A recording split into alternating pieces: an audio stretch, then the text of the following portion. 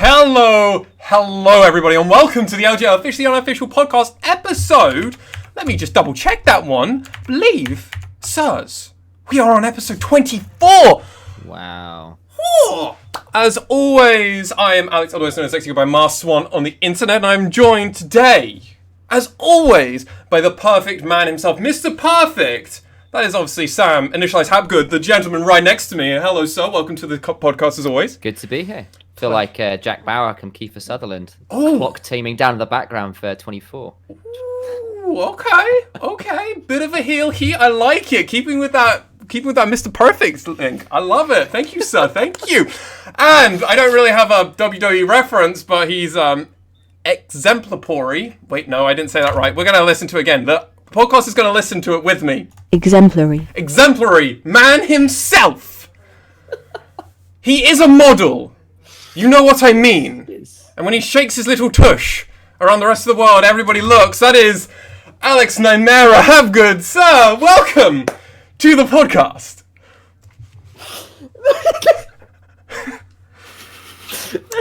Perfect. I left him speechless. I think that's the first time I've ever done that, everybody. Quality work. Yeah. Oh, okay. Good job, dude. Yeah. Could write that one down. Very good.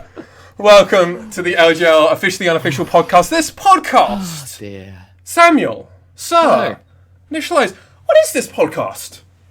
This podcast is the English content extravaganza, is what I'll call it, for the LJL. There was, before we came along, very, very little English content for the LJL. And this is a way of bringing in a bit of flavour, a bit of thought, a little bit of banter around all things Japanese League of Legends. Bit of spice. Look at that.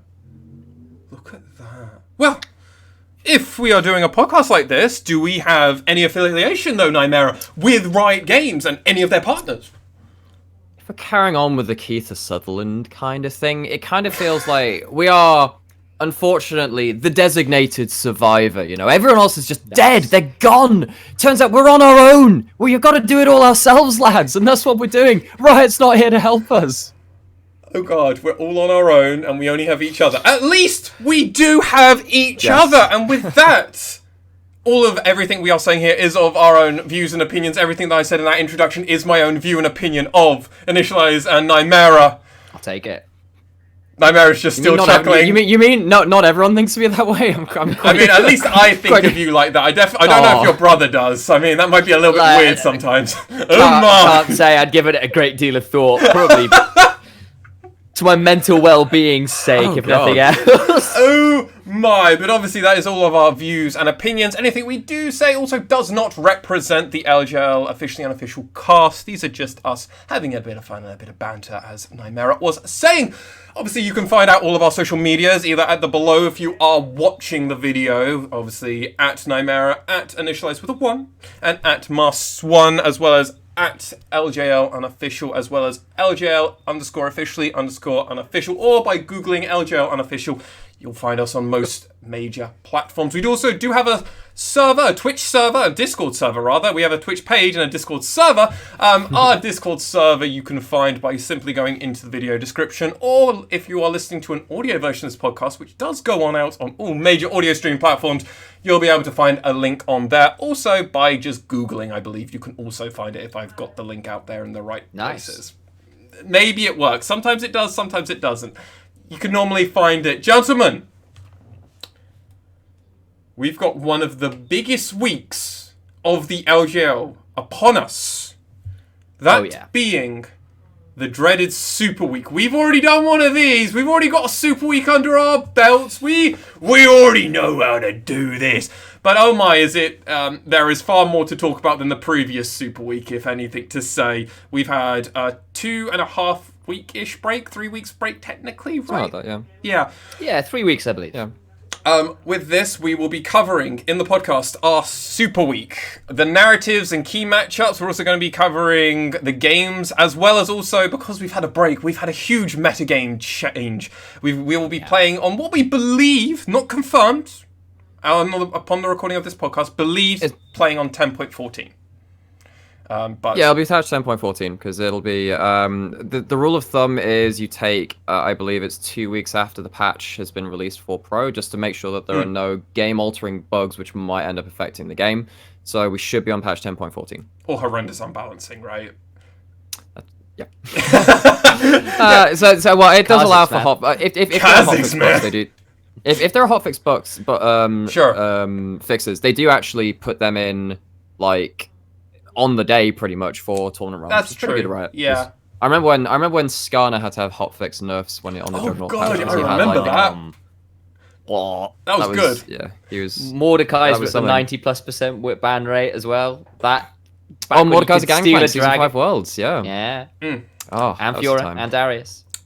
Lots of good stuff. So we will be covering our thoughts around 10.14, looking at the major regions and some of the minor region notes, also covering a brief update for us over at Game of Legends, as that will be affecting some of our data moving forward for us minor regions. If you follow Twitter and you're hardcore into the esports scene, you'll probably already be aware. Well as, honestly, I have to shout out our community here. The podcast questions we've had have come in some great ones. Weighted. People have been really looking forward to Super Week, clearly, as a lot of people have been asking us around Super Week. Oh, we've maybe finally guilt-tripped them into asking us stuff. Maybe that also. Maybe it's a bit of both. I'm okay with both. I did my undergraduate in marketing. That's just manipulation. Let's be real, lads. I mean, it's worked. It's paid off. We've done it. It works. Get that done. Nearly spat my coffee all over the PC there. Thanks, guys. Pleasure. Real bad. I think I also gave Alex trauma, so it's fine at the beginning of this podcast. I have so much baggage right now, dude. Too much junk in the trunk, one could say. But, gentlemen, I think it's about time that we really get into the meat and potatoes of this podcast. It's going to be one of our more condensed ones. We're going to try and not have this go on for too long, as we could definitely waffle for a very, very long time. Now, we haven't actually talked about this. We're going to do this live on the podcast. Do we want to go bottom up or top down? I was about to ask the same thing. Because I did the notes for a lot of this podcast document, but I did it all top down. Just because that's how I was looking at it. And part of my notes represent more top-down. I also think the top's more interesting to talk about. But it sometimes makes more sense to talk from the lowest to up because narrative stuff, right? I think we... Also, it gets more interesting once we get to Burning Core. Let's be real. If you go bottom up, it gets interesting once we hit Burning Core. Do you want to start on nice notes or not so nice notes? I'm happy with starting not nice notes and then we end happy. Okay, let's go bottom to top then. On top. Because get the sad bits out of the way. Yeah. Okay, so we're going to be combining a little bit of stuff. We've got some narrative notes, and we've also got some key matches for these teams. So what we're going to be doing is we're going to be kind of pulling a little bit. This does mean we will be talking about a lot, one team for maybe longer than we normally would if we were doing a standard rundown that we do for our table rundown. Obviously, there's been no games, so we still do not have an up-to-date table. So we are covering teams as they are currently in the standings. If they are tied, we're just having to cover one of them in the order that they happen to be in, that we did this, and it doesn't have much more weight behind it. Gentlemen, let's talk about our team still yet to pick up a win. And our Glory Riders offspring that we were fully behind, and that is Axis. Who wants to take Axis? I'll take Axis first. I'll take the first team and then let's rotate around. Let's keep this fair for all of us. Axis, for me, for narrative, they need to run hot. They have to run hot. The problem is, they have got maybe the worst matchups outside of one other team really moving forward. Actually, no, they share it with one other team how bad their matchup is, really. It's pretty rough. Yeah. They are going to be facing... Okay, go on, Alex. It sounds like you've got an idea for this. Well, okay, no, you carry on. I'll kind of tack on something after, but sure. Yeah, there's a point, just context, but yeah. So with Super Week, there's basically 4 games getting played in a 1 weekend period, meaning we're going to be counting both Week 5 and Week 6 together as a mega week. It's Super Week. There's no sense in dividing them because the teams are getting very little time to rest before they're back on stage. Axis are going to be playing against Sengoku, Burning Core, DFM, and CGA. Oh wait, that's the top 4. Wait, Axis have already had most of their easy games except for the last week, where they get to place against the Hawks and Rascal Jester. Where do we think is going to happen for them, or are they just basically going 0-4 this week? So the way I've been looking at it is everyone has done the first round robin, right? Yes. And everyone's had one extra max taxed on with that. Correct, yes. Axes need to make up 3 wins minimum to get a shot at playoffs, and there are only 5 games left.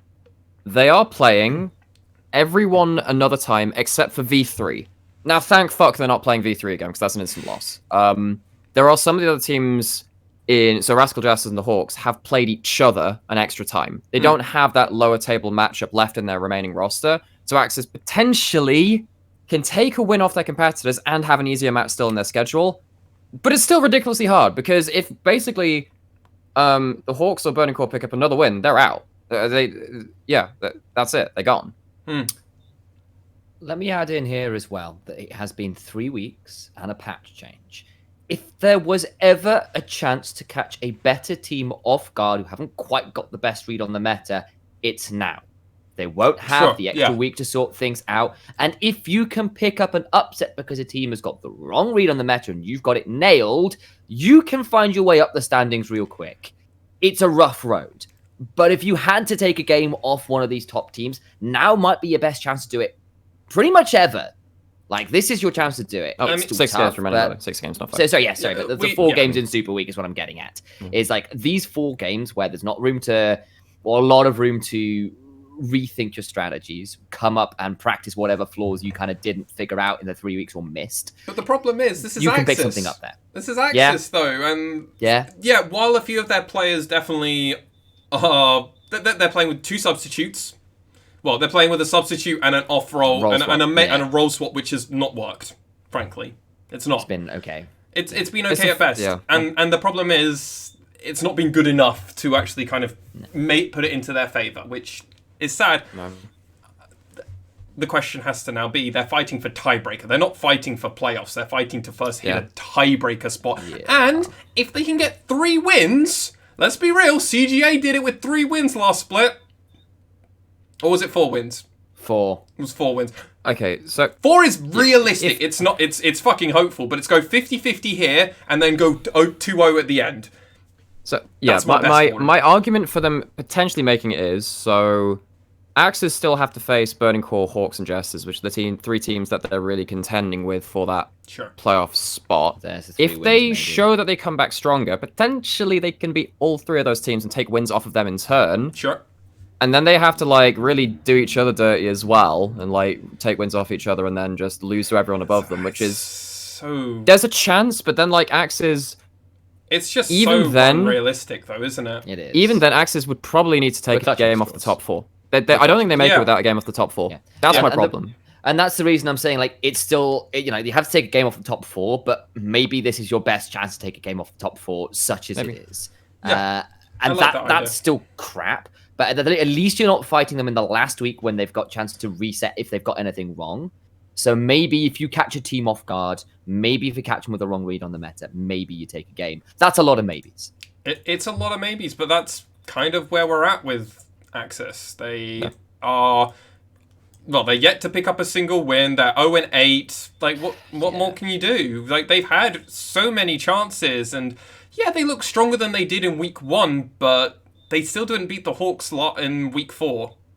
I expect them to go 0-4 in Super Week. And that, I have to agree with you, Alex. Statistically, I agree with you. Yeah. You just have to look at the numbers and everything. I look on Game of Legends, everywhere else. It's just like, it doesn't look great for Axis. Yes, their support sometimes gets good opportunities, but it's not enough to turn it. It's not that high. And sometimes the jungle maybe does something, but then he also sometimes ints. And yes, also, Gadiadu can sometimes do something. But Gadiadu is probably the shining light. It is, he's the shining light. But how much more can he do? And this is against the top teams, right? I mean, like, I have brought in a potential silver lining, and it's a narrow one at best. It's tarnished. It's like the old cutlery you find in Victorian. It's a silverware that needs a good polish again.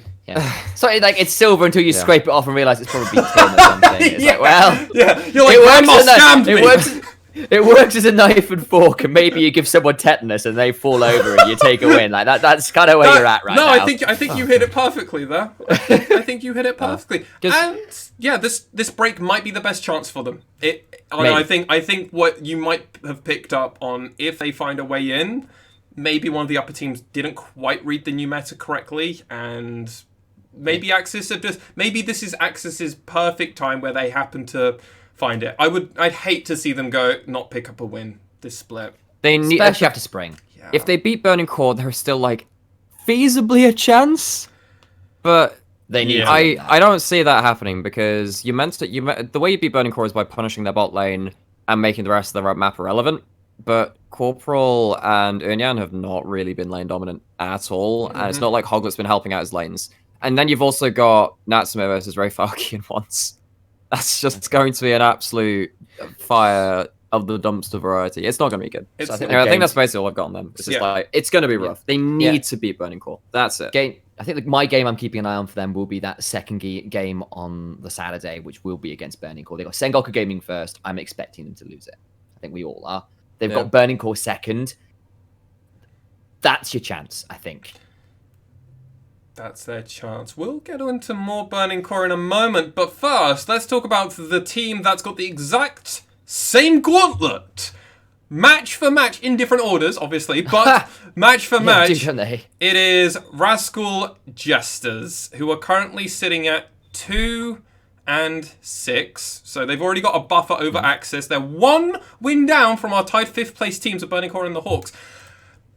As I put in my notes, with 2 subs, can they make it out in time? Is how I've looked at it. They've got the exact same gauntlet. They need to pick up at least 1 win over the big 3, in my eyes, to at least get themselves into a chance for playoffs / tiebreaker match. That's where I'm currently sitting. The important thing here is that Rascal Jester are competing with Burning Core on the Hawks. They've already played the Hawks and can't knock them down to their level. If they had that fixture still remaining, I would say Hayes got a chance, but then like they've already played one of the bottom 4 teams in their second round robin. Yeah, so again, like I was saying, for Axes, as it worked for Axes, this is working against the Jesters, and it's going to work against the Hawks too, in another potential thing, right? So sure. I can definitely see. Well, so I mean, they've got a match against Burning Core. If they can take that win, that's their direct competitor.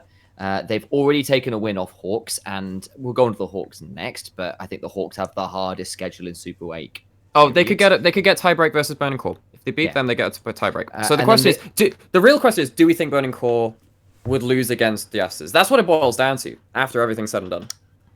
Okay, so my thoughts on the Jesters, I think I've been for the position the Jesters is in, and we've been over it many, many, many times on broadcast, on podcast. They've got 2 substitutes. Those substitutes have improved, but are not really LJL standards. I think, outside of maybe seeing Pink's... I think they're still upper amateur level. I think that's fair. Exactly. And they've got a way to go before they're ready to be on the LJL. I mean, Pink's Katarina is fun, and it's very good, if anything, but exactly. That's it. It's like Skarna's old Katarina from early seasons. Yeah, you can beat almost anybody, but outside of that, you don't have anything. Skarna learned other things. Pink isn't quite there on other things yet. Yeah,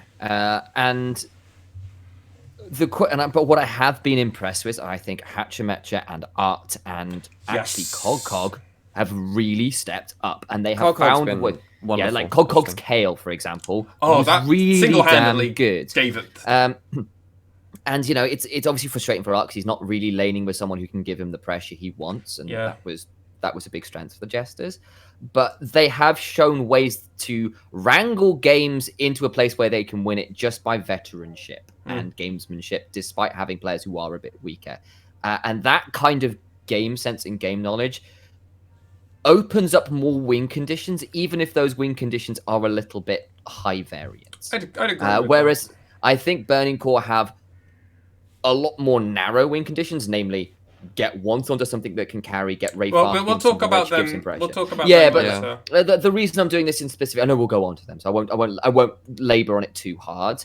But maybe in that match versus Burning Core, if they can clamp down on Burning Core's quite narrow win conditions, they can open up a few more ways to potentially take that game. Just because they have got that veteranship to do it, I don't think it's necessarily easy. but he's a weakness, and Cog's pretty damn good. I mean, with the Jesters, it's always going to be they've got the easiest run over the next few weeks. Over in this Super Week, they've got last week. Last week was pretty kind to them. They've actually got a very good schedule, relatively speaking. Yes, week 6 is a bitch, in all fairness, but week 5 is one good team, one lower team. Week 6, fuck. Week 7, one upper team, one lower team, and it staggers it out a lot more, so you can kind of take it on a week-by-week basis. I think the Jesters could. It's going to really depend, and we'll know by the end of Super Week if they have a chance or not. Yeah. Like, realistically. Yeah. And we'll know that for 100% sure if Axis are already out. And that's what's going to be great, because we're going to be able to start locking teams in for playoffs and stuff. Because currently, only one team's locked. Every other team can still move around, jump around and everything. Yeah. It's going to be important to see. And also placing is still obviously very important. The Jesters, while Axis is far more of a stone throw chance, the Jesters are a bit more realistic, but even then it's still pulling on the crap, I think if the Jesters beat Burning Core, then everything's to play for. So we'll find out on Saturday. Do I think they will beat Burning Core? Nah, not really. I think Burning Core will probably get over them. So I think standings are probably going to keep... I think the ordering in the playoffs bracket might change, but I think largely the 16 we've got there will probably make it through. I think that's my opinion. That's a hot take. I like it.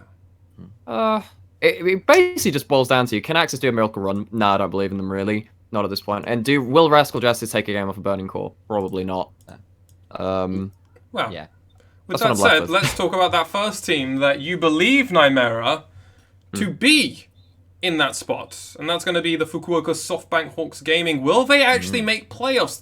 They were the bottom team of our spring split. We had no chances for them. I think they've been rather fortuitous in this split with the amount of substitutes around and the team vaguely finding out some synergistic play. I don't even really know what they're doing. Nothing the Hawks do is super impressive to me. They just seem to kind of be there, and they kind of pick up wins sometimes, and the rest of the time they lose, and that's just kind of it. And if they can come out with a win or two, it'll be a huge statement. But they've got to beat one of the big teams, because their Super Week, one of you can take it from me, is huge, and it's going to be so hard. All right, lads, this is their gameplay. This is their games in order. They have CGA, then DFM, then Sengoku Gaming, and they end the flipping Super Week on V3. That is the top 4. No. And, like, I have already said I think Hawks have been gifted a win or two. I think they are going 0-4. Last episode. Week. Yeah, I think they're going 0-4, and they're going to have to rely on their last week to even have a hope of that. Yeah, and again, like I said, this is the other team outside of Rascal Jesters, which is hamstrung by having played the extra team in the bottom 4 in the second round robin, and they lost it. And they lost it versus Rascal Jester. Yeah. And that may well sink this ship. It is, and potentially we could have Rascal Jesters beating Burning Core and having a 3-way tie. That'd be just the worst thing ever. And I'd love it. I'd love it so much. Well, you already read up on the tiebreaker rules for the LJL, so you know all about this. So it would be on game. So if it did go down to a 3-way tie, it doesn't actually matter about head-to-head, because the 3 teams that are tied together at that point, you give them a seeding based on their average win time. So the team which wins the fastest would be in first seed, and then second and third. Then you have second versus third playoff in a best of 1 with the second seed having side selection, and then the winner of that goes on the first seed. If they play the first seed in a best of 1, also the first seed having side choice, and both those games will be played in a separate day of tiebreaker games, much like it was in last split. Remember the Hawks had that ridiculously fast win versus the Jesters in like the first week of play as well, where they got like a 20-21 minute win as well. How crazy would that be? 20 minutes and 20 seconds. So that may well just skew the times really in their favor. Considering that these teams only have 3 wins right now. That will be a third of their win time, if they were to reach that. Wow. Things coming into week 7 could be absolute knife edge. And God, I was saying I'm hopeful that this split we're not going to have this problem. I do love tiebreakers. I genuinely find it very entertaining. I can't imagine anything worse, because I've been in tiebreakers myself personally, and I'm like, no, I'd rather just be out or in. I don't want to. No more. I've done it. It's like Tell me I'm out. I'm okay with that. Tell me I'm in. It's a group exercise in anxiety. I guess. You're just sat there and it's like, the drama is absolutely palpable. I do like them in their own way, but yeah. Question is for me, out of honestly, between like these three teams, and we'll go on to it with Burning Core on this as well, it's like, who actually deserves playoffs due to the way they've played? The Hawks barely do over Jesters, but yeah, they probably sneak in there. For me, I think it's Burning Core clearly above those three, and then I think it's the Jesters over the Hawks. Well, gentlemen, let's talk about Burning Core. Burning Core beat CGA in week 4. And we honestly don't know who knows what's going to happen for this team moving forward, because they genuinely beat the tied second place team. That team has also beaten DFM. This also raises questions about how they've also been playing in other weeks. They had a pretty good last week, and I mean, honestly, they're one game off of tying with DFM, and week 5 is pretty good for them. They got Rascal Justice Axis. That's really good for them. And then week 6, okay, so day 1 it should be a 2-0. The next day, Sengoku DFM. That could be an 0-2. That could also still be a 1-1. And they could lose either way round, and I would be like, well, it's probably a crazy game that's happened, but maybe? Yeah. So I think, just in terms of putting that CGA win in context, I think CGA occasionally have these games where they completely flub draft and they just want a team fight anyway. Because let's be honest, they're a team which only team fight. Yeah. Zero anything else. Outside of Aria, win lane, win game. And naps exactly, but if he's doing that on a melee diving champion, you pick Galio, which is what they did, and you just have an anti-dive comp. Like he can't do shit. He rarely dies, and that's what happened in that game. It was an awful game from him. And credit to Burning Core, they realized the win condition and they did play to it. Sengoku are probably the most ruthless team at putting down teams below them in the standings. Like there is no question when they win, and it's a slightly different from V3, where V3 do with a bit more style and pizzazz and stuff. Whereas Sengoku is like, there is no question they're winning, and they just do it by the book. Whereas V3 sometimes they do some cool stuff on the side. Like, wow, that could have gone wrong. They could have been outplayed, and it's like, no, they probably couldn't have been, but it looked really cool. But then Sengoku just like, nah, just business as usual, put them to the sword. DFM potentially could end up being okay. The first game went pretty well for Burning Core, actually. That's the one which I'd be like, if you pick up a win there, suddenly you're tying DFM. Remember that Burning Core game as well, like versus Sengoku game? That was the one where Pyrian pulled up a Flame Horizon, like on the Azir, despite that game actually being really rough from Sengoku in a lot of ways. But it was the raw fundamentals, just saying, even though we're playing badly, I'm still got more CS than you. How about it at late game team fights with an Azir in your face? Like, it's like that's like. This is my read on Burning Core, and it is that they are the team in the LJL that is that hamstrung in draft. They have such narrow definitions about what comps they win with. If they get a comp they can win with, they can run over games. Once has Kindred, Yuhei has Aphelios, I don't know, something like Rayfaki on Jace. Wonderful. So I've been thinking about this, about the emerging regions with recent things that have been happening. I think Burning Core is what most people think of when they think of a wildcard team. Yeah. I think Burning Core is the level that people think where most wildcard or emerging regions are, which isn't a good benchmark, because if you look at the standings, that's a good take, actually. Look at a lot of the plays, Burning Core are very good at some of the fundamentals, but my god, the teams above them are so good. Yeah, and like this is the players. The threshold. This is the threshold. I think that's a really good take, actually, Alexei. I hadn't thought about it in that perspective before, but I agree. And particularly when we think back to the famous, some of the more famous wildcard teams of the past, like the Kaboom or Taipei Assassins. Taipei Assassins, right? Where Taipei Assassins are a little bit different. I know. They're completely different, technically. Because effectively, this is the kind of team where like a seasoned team from a major region would only lose to these guys if they hadn't done their research. Yes. And they're still picking up wins in the LJL, but it is testament to the fact that they know their win conditions so well at this point that they can still pull out some massive draft wins somehow. 100%. Yeah. Oh, yeah. I'm really worried that if it gets to 10.15 by the end of it, then because Aphelios is getting nerfed again, that they have zero chance in hell. R.I.P. you. Because that game was atrocious. Yeah, so there were no Aphelios hits on 10.14. They were on 10.13, so they're already playing on that anyway. But 10.15, there's another set of nerfs coming into Aphelios, and I think that might kill him, if I'm honest. No, we were playing on 10.13. We were playing on 10.12 in patch in week 4. Oh, in that Yeah. case, yeah. So Fellows Yeah. got a bit hit on. So his ult got hit a little bit because he has like the follow-up auto has kind of got a crit Sure. interaction, and that has 20% less of that. So it's whatever. It can occasionally stop your burst being so big. And he's not as good. So basically, his chakrams don't reset when you hit a objective. So if you run out of Calibrum when you have your Crescendum, your DPS drops slightly through the floor. Stops some of your Baron players, but like they're minor things really. Like the next You can one play there is around it. about. The next one on 10:15 is his turret range goes down. Ooh, that's a Which good one. and it has like there's some stuff with his turrets. It's like, and also his Infernum on Hurricane Bolts is just much less good. So he's going to be pretty dead in the water, and Burning Core with it, I think. I mean, like, this is the thing with Burning Core is they have 3 genuinely strong players in Once, Rayfaki, and Proud, who have consistently impressed all of us throughout this. Yes. I think Proud Set, for example, was a bit of a revelation. Once has 1v9'd in some ridiculous scenarios. We know Rayfaki is potentially the second, third best top laner in the league at the right moments. Oh, yeah.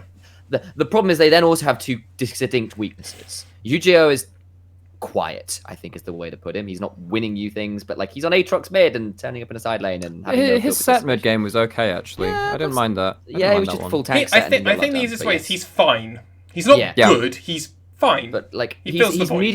He's on the low end of average. Yuhi is not good, and like the problem is then you've got 2 players who are supposed to be high DPS, high damage share percentage. I've not actually gone to look this up, but Yuhi and I suspect UGO's damage share is got to be some of the lowest. I seem to remember Once his damage score being like 30% or something for a while. Yeah, no, that's it. Yeah, like Once was pulling a huge amount of it in summer. Rayfaki was pulling a huge amount of their damage in spring. It's like it's been a problem for Burning Core this split. At least this 2020. It's been a problem. Put it this way, right now, Once is pretty much equal in damage share with Yuhi. It's 23.5% for Once, 23.7% for Yuhi. And UGO's on 16%. They can't have that from an AD carry percentage. That's right. I found that Proud was doing like 10% of the damage half the time, and that was just like a dirty thing to be finding out. Like a support's not meant to be doing 10% on average. So I think the team which is probably the most standard in terms of what you expect of roles within a team competition is probably Sengoku. So if you compare it to that, so Blank does 15.7%, Yutori Meshi does 26.1%, and then Purian does 28.9%. The big difference is in that mid lane. It's like a full 10-12% difference. Yeah, and then just a little percent is getting shared around between everybody else because of that, and it's Sure. Let us, gentlemen, though, if I may, move us over to our 4th place team, our reigning Spring Split champions and the undisputed best team in the LJL history books. More dominant than almost any other team in a region has ever been. That is Detonation. Focus Me.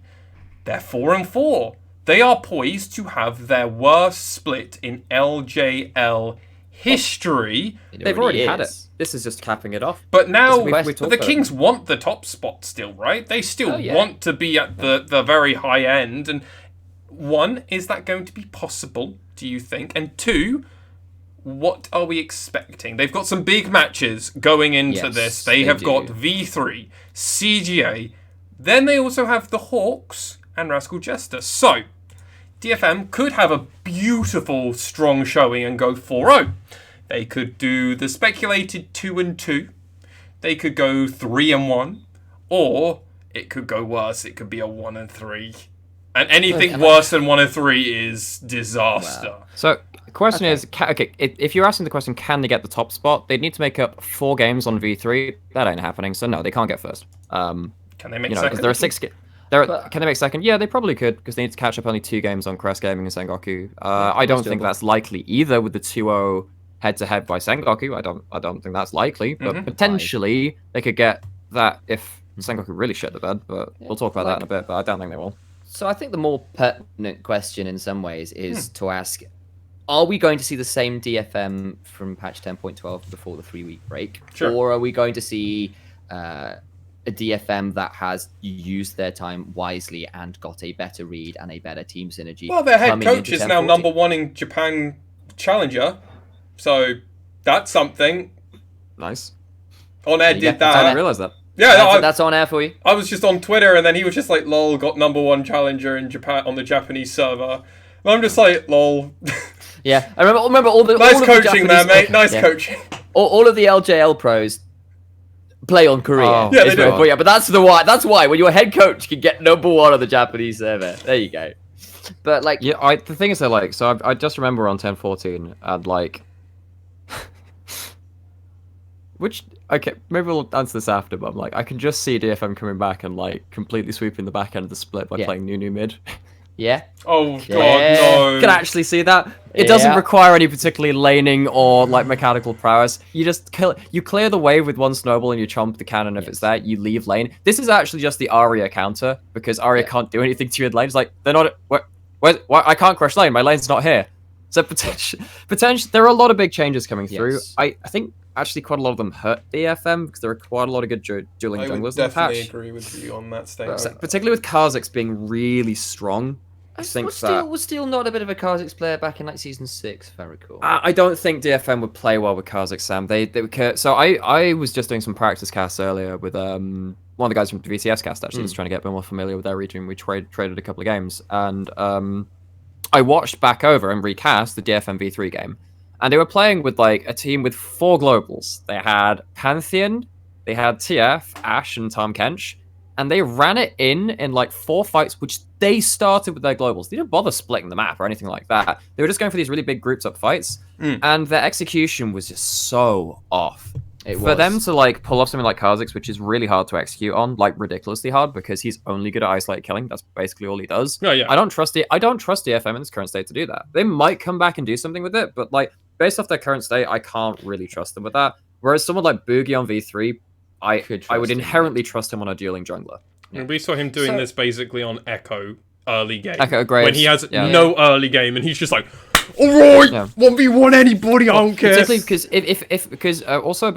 DFM are a pretty big Trundle team. Kha'Zix is really good in Trundle, like really good because he's so good. Yeah, because he just walks up to him, and now with Kha'Zix having the buff to his Q, or his isolation damage on his Reaping Slash, now instead of doing 100% bonus damage, does 120% bonus damage. It's put him over the edge and just means that you can't really walk up to River. He just runs you down. But So I want Season 2, Season 3 mid Kha'Zix. Give me the Kha'Zix. Oh, it's so good. Give me Alex. He's streaming. The Ravenous Hydra Muramana. And Evelyn mid, man. Oh, when we could. That was great. So like, I mean, if I could just like for the last bits of DFM as yes, well. absolutely. Like, I wanted to bring it back down. Thank you, Sam. Yeah. So like, the other thing is I want to say is like actually there has been some metrics that DFM have been doing really well. They've got great first tower rate, great first blood rate, great early gold leads. They aren't converting in the mid game. They don't know how to play their game plan. Yeah, part of it is they're not playing that well to some of their game plans. Part of it is they are greedy for heralds and they lose every single one of the herald fights they take. And that's part of the game plan then falling apart. And so I think there are some distinct areas to like focus on the heralds and those sort of mid-game team fights and why are you taking them ? Or what they need to sort, because there's been some split calls I know we've all spotted in some of their fights. So many. And like those are the things to focus on because actually DFM are finding leads or have been like finding leads. Yeah, even versus V3, remember? Yeah, they were. No, Steel's been really good in the early game actually. I've been very impressed with him. Watching back over his gank paths, he's been finding stuff out of nothing a lot. So still I don't have so much of an issue with. His team fighting's been ass, but his early game's fine. Yeah, and like we know that DFM have been good team fighters as recently as like spring playoffs, right? Like this time off to kind of re-synergize and focus on what's going on. If they have managed to work up what they're doing, setting up around heralds and whether they should be fighting them, and kind of getting a little bit more on the page and a bit more decisive in their team fights, I have a lot of hope for DFM. But if it comes out of this 3 weeks and nothing has changed, they're screwed. I'd agree. I think that's a really fair analysis of that. And I mean, what a way for us to all get our predictions wrong. What a way. I'm okay with it, though. I'm okay. Yeah, it would be a lot of fun. Yeah, it would be. I'm okay with great it. story. And I mean, if they shit the brick badly as well, what happens if they don't get 4th place? They fall down to 5th or 6th. It's unlikely, but imagine that. Not even getting to pick. Well, the standings are close enough that it could happen, right? Like, it's unlikely, but the standings, they're only one game ahead of 5th. And I'm confident in saying they're a lock for playoffs. It's more like, where are they in playoffs is the better question. Are we going to get the 4-0 Dream Team DFM like we've seen before? Or are we going to get the summer, LJL 2020 summer split DFM that we've been seeing, where they are almost our consistent 1-on-1 team every single week? So if DFM end up going below 4th and they really do fuck up, they're probably not going to be facing V3, Crest, or Sengoku if we assume that they kind of keep the top 3. So they'd just have they'd have a best of 5 versus Burning Core. They'd probably make it through to round 2 of playoffs. I don't think it changes too much for them actually, as long as they make playoffs. Because They're all right. the question is, are they going to make playoff bye or are they going to make lower back bracket? That's the more important question for me because they have to go through another best of 5, potentially against a team potentially against a team which is currently in the top 3 right now, which they could very much lose to. And that's the problem for me. Yeah, I think it's actually quite hard work for them to get a second place by because they have got Sengoku. They've got to do so much work, and they've got to hope that so much bad happens. Yeah, it's out of their hands because Sengoku Gaming have to drop games because they have lost the head-to-head against them. They basically have to go 6-0 across the Super Week 4-0, and then go 2-0. Which is they're a good enough team for it. Yeah, it. 100%. I think you could do it. But then you also have to hope that CGA or Sengoku shit the bed. Pretty much. Like, I can see them getting 3rd pretty easily. I think they could get 3rd. I don't know getting 2nd though. But exactly, because it basically means that Sengoku Gaming need to drop out of contention for 2nd. Well, and so let me. Do you mind if we move on to Sengoku, because I think that's going to fill a big void and a problem that DFM are going to face. Sengoku Gaming are tied 2nd place team, currently sitting at 6-2, looking to try and make the gauntlet like they did last time. They want that repeat. They want that 2nd spot. We all know they're hungry for it.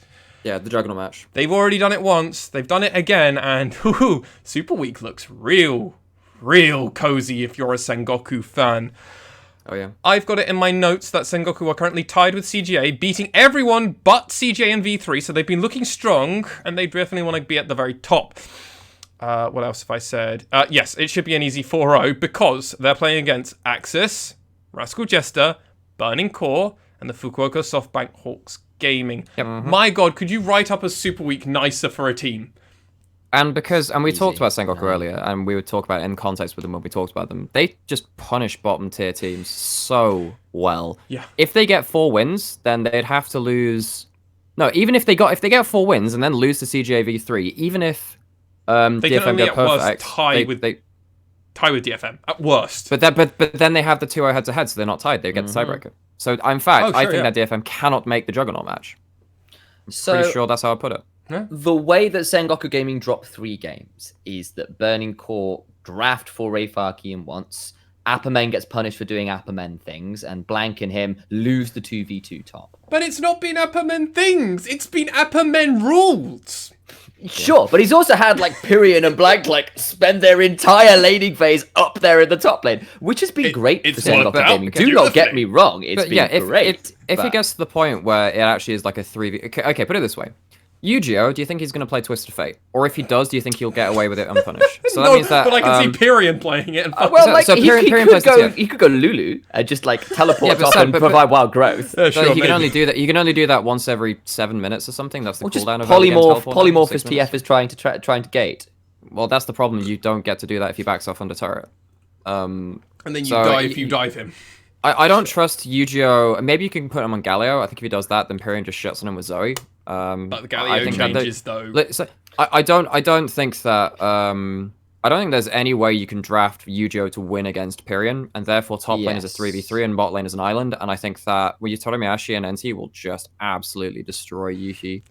Yeah, even if they've been not having a great split. Proud's been good. Arguably better than NT, I'd say. I think he's probably been up the Well, he's been in my heart a lot, so yeah. No, he's been good. I think he's been third. I think it's fair to give him first place. I think Reiner's number 1. Who would you have at number 2? Because I actually think it probably is Proud. Actually, maybe it's just... Well, maybe NT technically deserves the 2nd place spot because he has been playing so good. I don't think Gang's been awful. The Maokai game wasn't great. Actually, no, I think I would actually give it to Proud. I think I would actually put him 2nd. Yeah, because I think I go... No, that's fair. His team fight's been really good. I think I go Reiner, Proud, then NT Gang in some order. Yeah. Okay. So anyway, so there we go. I think that fair, sure. But anyway, so the support difference isn't going to be enough. Your Torimiashi is going to be fine, and that's so fun. So If you make the game about Reifaki and once, as long as Sengoku have their monitors on and Pyrion manages to make its top lane at some point, it's a 3v2 or a 3v3, and Sengoku win that. And so I don't see them... Like, that's again, an I'm putting disparity we're having to do. Sorry, Sam. No, he's gone. The important disparity we're doing is how do Sengoku lose is the narrative that we're now pushing, as opposed to how can these lower level teams find a way to beat these higher teams? It's like, how can Sengoku punt? And as Alex has said a few times, they're the team that love to punch down because they want to pick a team apart and go, we're going to pull this string and then this one, and oh, it looks like everything's over and it's been 5 minutes. Yeah. No, they've legitimately won the game within the first couple of minutes due to like really good laning and jungle pathing. It's like, oh, now this is a free lane for someone that can't be interrupted. We're gonna get to like Ezreal on 2 items against someone which needs to crush lane. Oh, I guess game's over. Yeah, Sam, closing thoughts. Yeah, go for it. Yeah, so I'm very much with you. Nymaera's already pulled apart the potential way that Burning Core do win, but I still think that's the way you have to do it. You have to get once running on something. So maybe once picks up Kha'Zix and starts running over Blank in the jungle, maybe that's an option. And you're only finding one of these 3 teams that can beat them, right? Yeah, and like I don't know, get Honey on Aphelios and 5v1. Sure. Or not 5v9, right? Yeah. Or get Reifaki on Volibear as well, so you can just like get this Bash Brothers combo, like this kind of thing where like maybe there is room. It's not easy. The answer with Pyrion turning and we're also just hoping they don't ban these champions and stuff, right? We're also just like Sengoku no 5 bans and... Yeah, I think it's harder to ban once out in this current meta, because I think there are more carry junglers available in 10-14 than there were. But then you don't want to ban out Blank either, so you don't care. The problem I have with once and like he has loads of junglers is like, does he have junglers which actually work with a team comp his team actually plays? Yeah. Because like the thing about Kha'Zix is like, okay, let's be honest. Look, Burning Core are probably going to play with Aphelios, and Kallista's been nerfed to a point where I don't think Yuhi's even going to play that now. So you have to play with Aphelios, which means 5v5 team fighting realistically, and Kha'Zix doesn't really like that. You can kind of halfway house it with the W upgrade, but that's more about enabling than waiting for a misstep, and Sengoku's positioning in team fights has been pretty good. Probably the best overall between all members. Maybe you could say that's Sengoku's team fighting has been pretty good overall. So I think it'll be really hard. And so in that case, what that means is that Sengoku are locked top 3.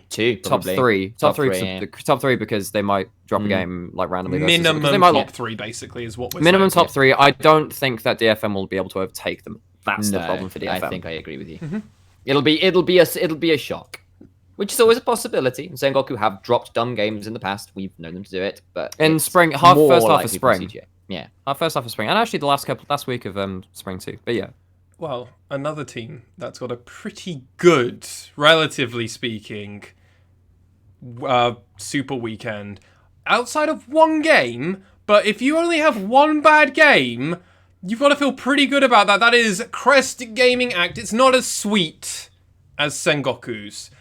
But for me, in my notes, I've said they're going to beat everyone and they're going to have one hard game. And goddamn, Dazario just looks so strong if you look over the last few weeks. Nap, we have called out Nap because he's been that other rock solid man. And I think also Nap would play a mean Malphite, by the way. And he's coming up in meta, so maybe can a man hope? I guess Wukong. Can a man hope? Yeah, man can hope. Cool. But also everyone except for one player is good at Wukong. Well, 2 players are good at Wukong, and Nap is one of those 2 players I would really trust in it. So he's not going to do it. He's the best Wukong in the league right now. Okay, I'll switch to I think Reifaki been fine, and then you got Nap and Paz who are really good. Yeah. Well, that's and Apperman's been good. Okay, Apperman's been able to play everything at the moment. He's been pretty good. Yeah. But CGA have looked so good. Yes, they did lose to V3. And yes, they did lose to Burning Core last week. But we've counted how many times we think CGA did kind of int that a little bit. We've talked about that to death. And part of that was Arya didn't get to win lane. So he didn't get to win the game, even though he actually found a way to come into this. There's only one matchup, and let's be real, and I've been hiding it from the listeners for a while.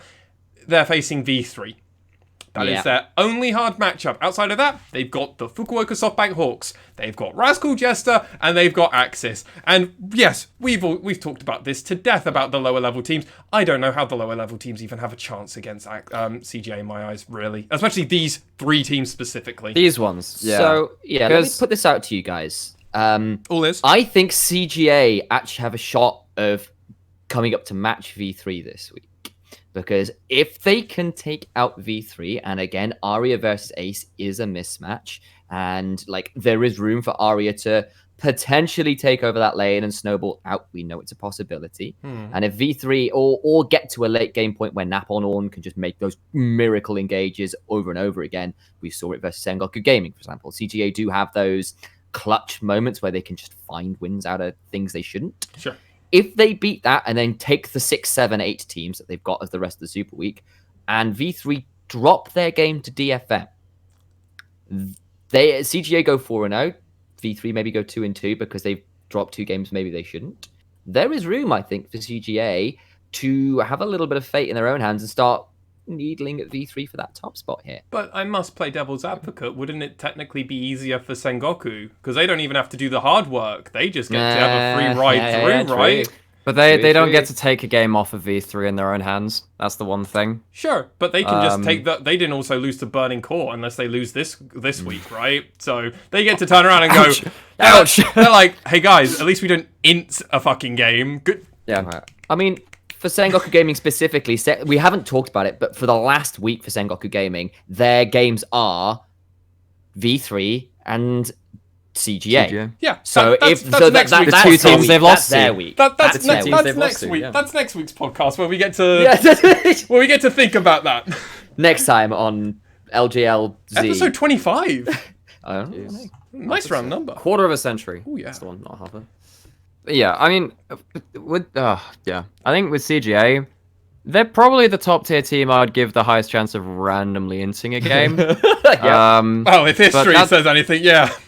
Yeah, but I think that the Hawks are not coordinated enough right now. God, no. And the big thing is like, so when CJ lost to V3 had a really good game plan. They just walked in, vertical jungling, put Gango in the dumpster. Gango is really bad playing from behind, like really bad. And so basically it's like, Nap's really good at weak side top laning, so you deny him that strength, because that's probably the best part of his game, and Gango's probably one of the worst weak side bot laners. So you kind of flip the map that way, and it's like, okay. Also right. with him, so... Yeah, so if you end up giving them, like, if you end up picking a really strong level 1 support, walk in at level 1 and just making the game, making the buffs, like, uneven and stuff, try and go for a 3 buff or whatever, then it gets really, really awkward for CJ. But then you also need to make sure... But all of this can just fall apart because Arya gets a good matchup in mid. It worked out pretty okay for V3 last time because Karma managed to do the bare minimum to live against Arya and then just do something bot lane. Just use the TP to go bot lane. It's like, we don't care about the individual advantage. As long as he's actually not getting kills, we're pretty okay with that. As long as he farms okay and just fucking helps the rest of the team do your job. Yeah. If you can vertical jungling into Deathball CGA, that's probably the way to beat them. I don't think anyone but V3 does that well, though. I think there is an opportunity for Sengoku to potentially do DFM that. as well. They did a little bit better. I don't think that Pyrion plays the Deathball champs like Karma quite as much.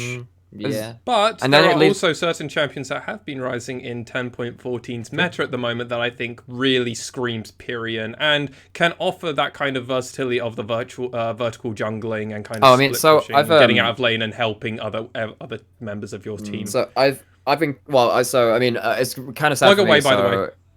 I've been casting on patch 10.14 because I'm casting UE Masters European University Tournament. So which has been really cool. It does mean that I'm not going to be on the LJL cast for it. Probably should have mentioned that at the start for a bit. I was going to do it at the end, but whatever.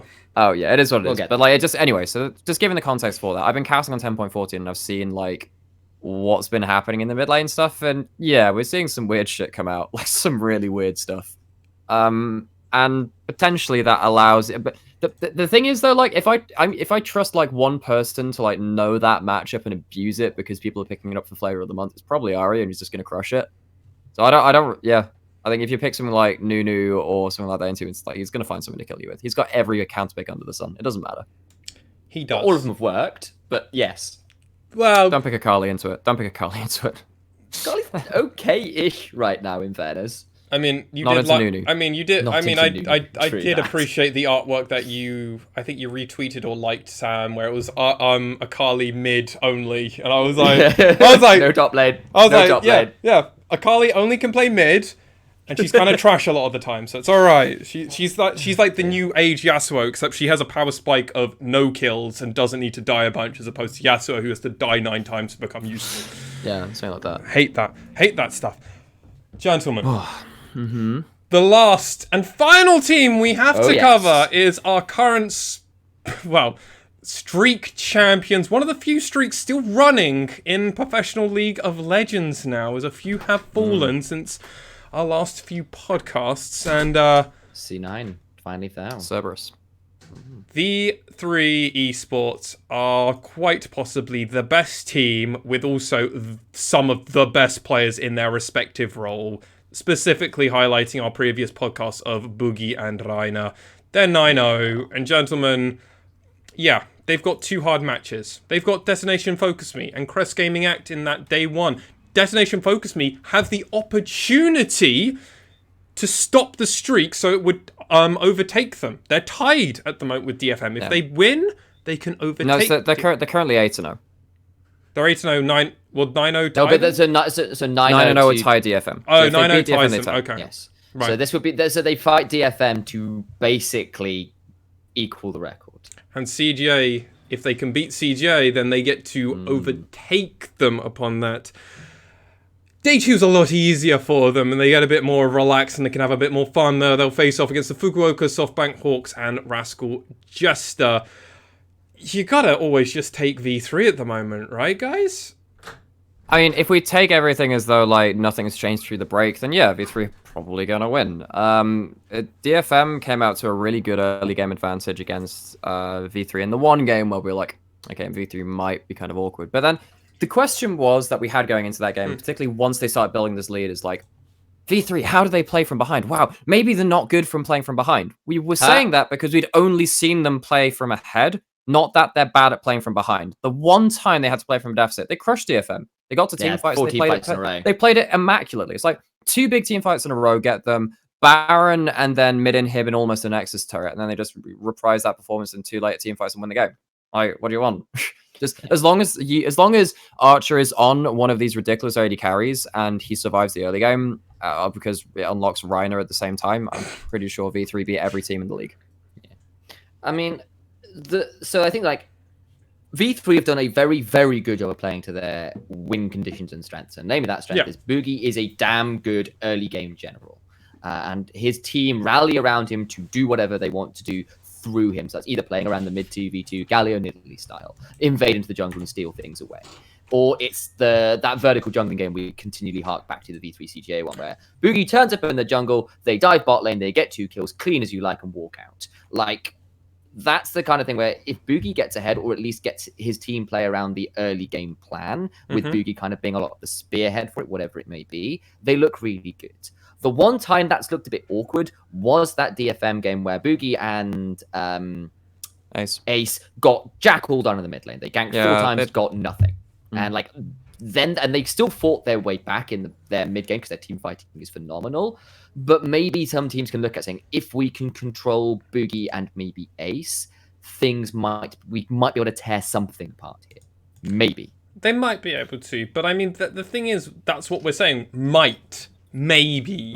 There's a chance. The thing is, V3 have just been playing on another level where I was actually having a conversation with this because I actually saw a tweet about this, about how some stuff had happened. And I was like, a friend of mine and Sam's, Will, who currently now resides in Korea, otherwise known as Shen. If he might actually occasionally help us if we need translation work in Korean, by the way.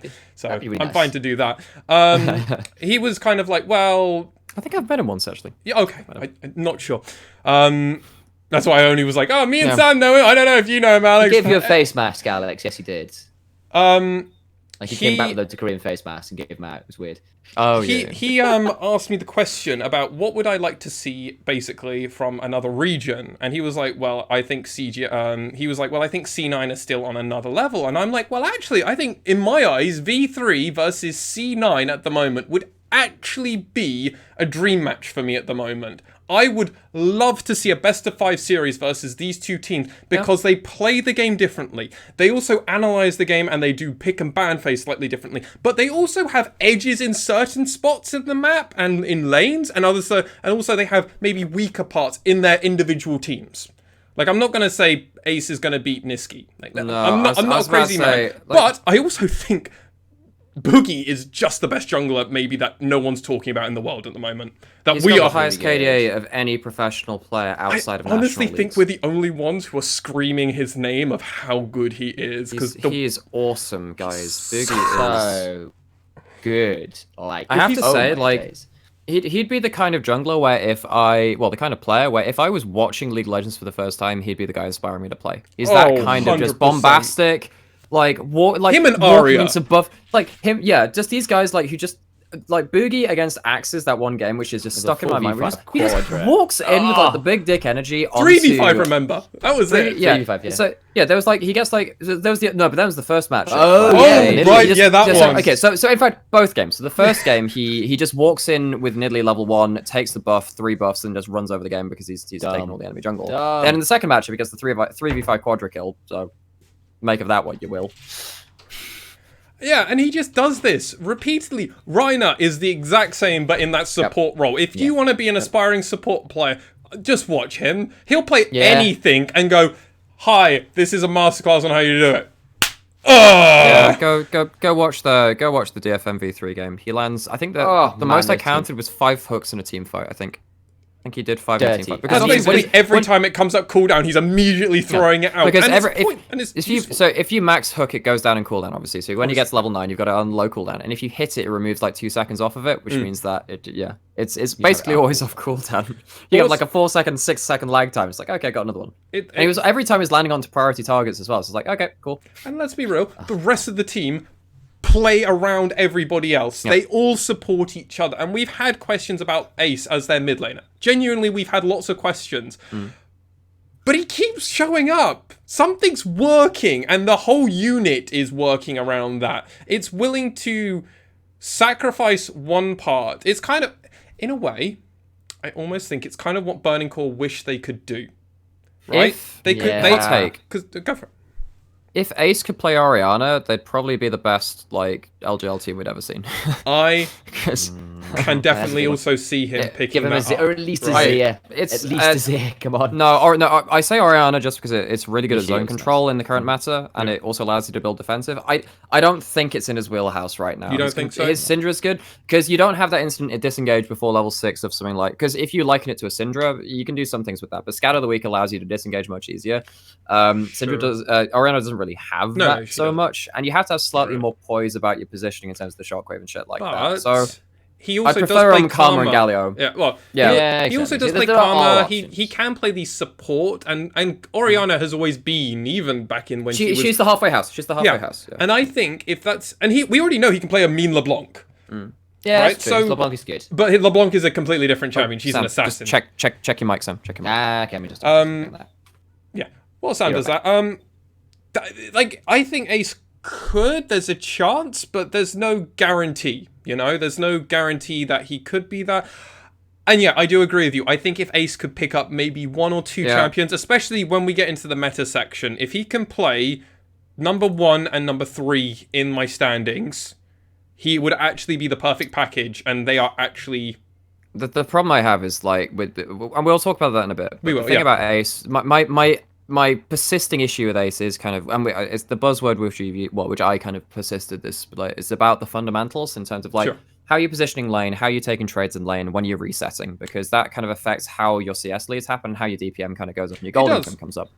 If you're playing stuff like Orianna, which we mentioned, and then like a couple other picks, you need to be really good at these, because that's where these champions are strongest in the game, or at least that's what they crutch on to be strong coming into the mid game. I think that potentially he doesn't have that right now. However, if he comes back after this break and he is doing that, because we've seen his syndrome be really good on that level in a lot of games. Yeah.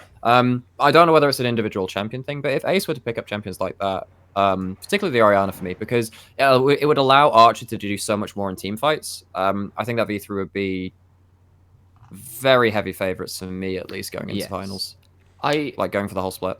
So I missed a little bit of the conversation, but assuming that was mostly around Ace. It was. Yeah. As we were saying, like, if he's going to pick up Orianna and the like, you need to be slightly better at your laning fundamentals, because that's where the champion really shines. Azir and Orianna are big lane champions, basically, if you can do it. Talk to, like, listen, Frostgurren's on the last EU4, he had a great, dissection of Azir in lane, which was great, by the way. Check that out. Right, but I would also want to potentially talk a little about another area that could potentially throw V3 for a bit of a loop, in that we've seen Archer and Reiner at worst go even in lane thus far. When they've not been played around, they've gone even. I have yet to see them lose lane, really. And that might be because they've not been pressured that hard. And that might be because they're just really damn good. We know that. Well, this is the thing. Yeah. But if there are teams in this league with bot lanes and junglers and teleport plays that are good enough to potentially punish that lane and try and put them behind. And I would be interested to see how V3 play when their bot set lane is put really behind rather than just who plays around bot lane then? Well, I'm saying no one really is at the minute. But I'm saying there are teams who have got good enough bot lanes and good enough sort of ideas about how to use teleports. I mean, I have to potentially do that. Potentially V3 have the best bot lane in the region, and it's by a decent margin. And yeah, I think if these two players fall behind, I think if I have to give it to anyone, Archer and Reiner are the two players. I'd be like, yeah, they can pull it back. Probably. Archer from behind last split was really I just remember in playoffs, he had like a couple of really awkward games where he zoned out team fights and couldn't really do much. He kind of picked it up. But he's not playing like that now. No, he's not. But the question is, because remember, we've only seen him this year. We don't know whether if it gets to playoffs again and he gets into that mindset, maybe it would come out. But so yeah, Sam, I agree. It is literally like, can you put this bot lane behind? Because I think the way you beat V3 is by shitting on bot lane with globals and stuff, probably. Or at least it's hard ganking it. Because again, like Ace, he's going to play to nullify lane. It doesn't actually matter if Ace gets an individual lead. You can, if you want to play a comp that gets into lead through mid, sure, that's cool. But I think you just leave Ace because he's not going to get too many solo advantages, which break the game, right? Instead of like, I don't know, farming up a Caston like Arya did earlier. Like if you leave him alone, eventually the ticking time bomb's going to pop. Ace, I don't think I have that same problem with. Problem is, so if you go, so the one game, which is really the hallmark of all of this and how it didn't work out, was DFM again versus V3. I literally watched it again today. So DFM had the 4 globals, and they went top lane, and they killed the Maokai, and they burned his TP, and then they had a teleport advantage when their globals came back up, and they never went bot lane. And, you know, you've got literally, like, all the green light zones, and a lot of that is actually due to Archer and Reiner playing really well defensively. Sure. Because, like, they had Thresh, and they just, like, farm with the Thresh Lantern, and they'd pull him back with the Cleanse still available on Aphelios, so you could just cleanse Lantern. And, like, at that point, you have to dive them 2v4 into turret, and if they've got level 6s, then the Aphelios ult can really just screw that over. Yeah, and by that time, you bought enough time. What a scary lane to dive, yeah.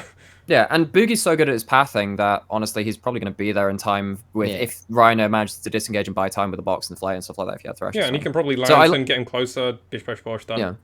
So I do think that if you're picking TF, Galio, or whatever against V3, that's probably a way to beat them. Don't get me wrong. I just don't think that... How easy is no one... Sengok has played around top. They just keep continually diving after men's lane with stuff like TF and all the other stuff. And...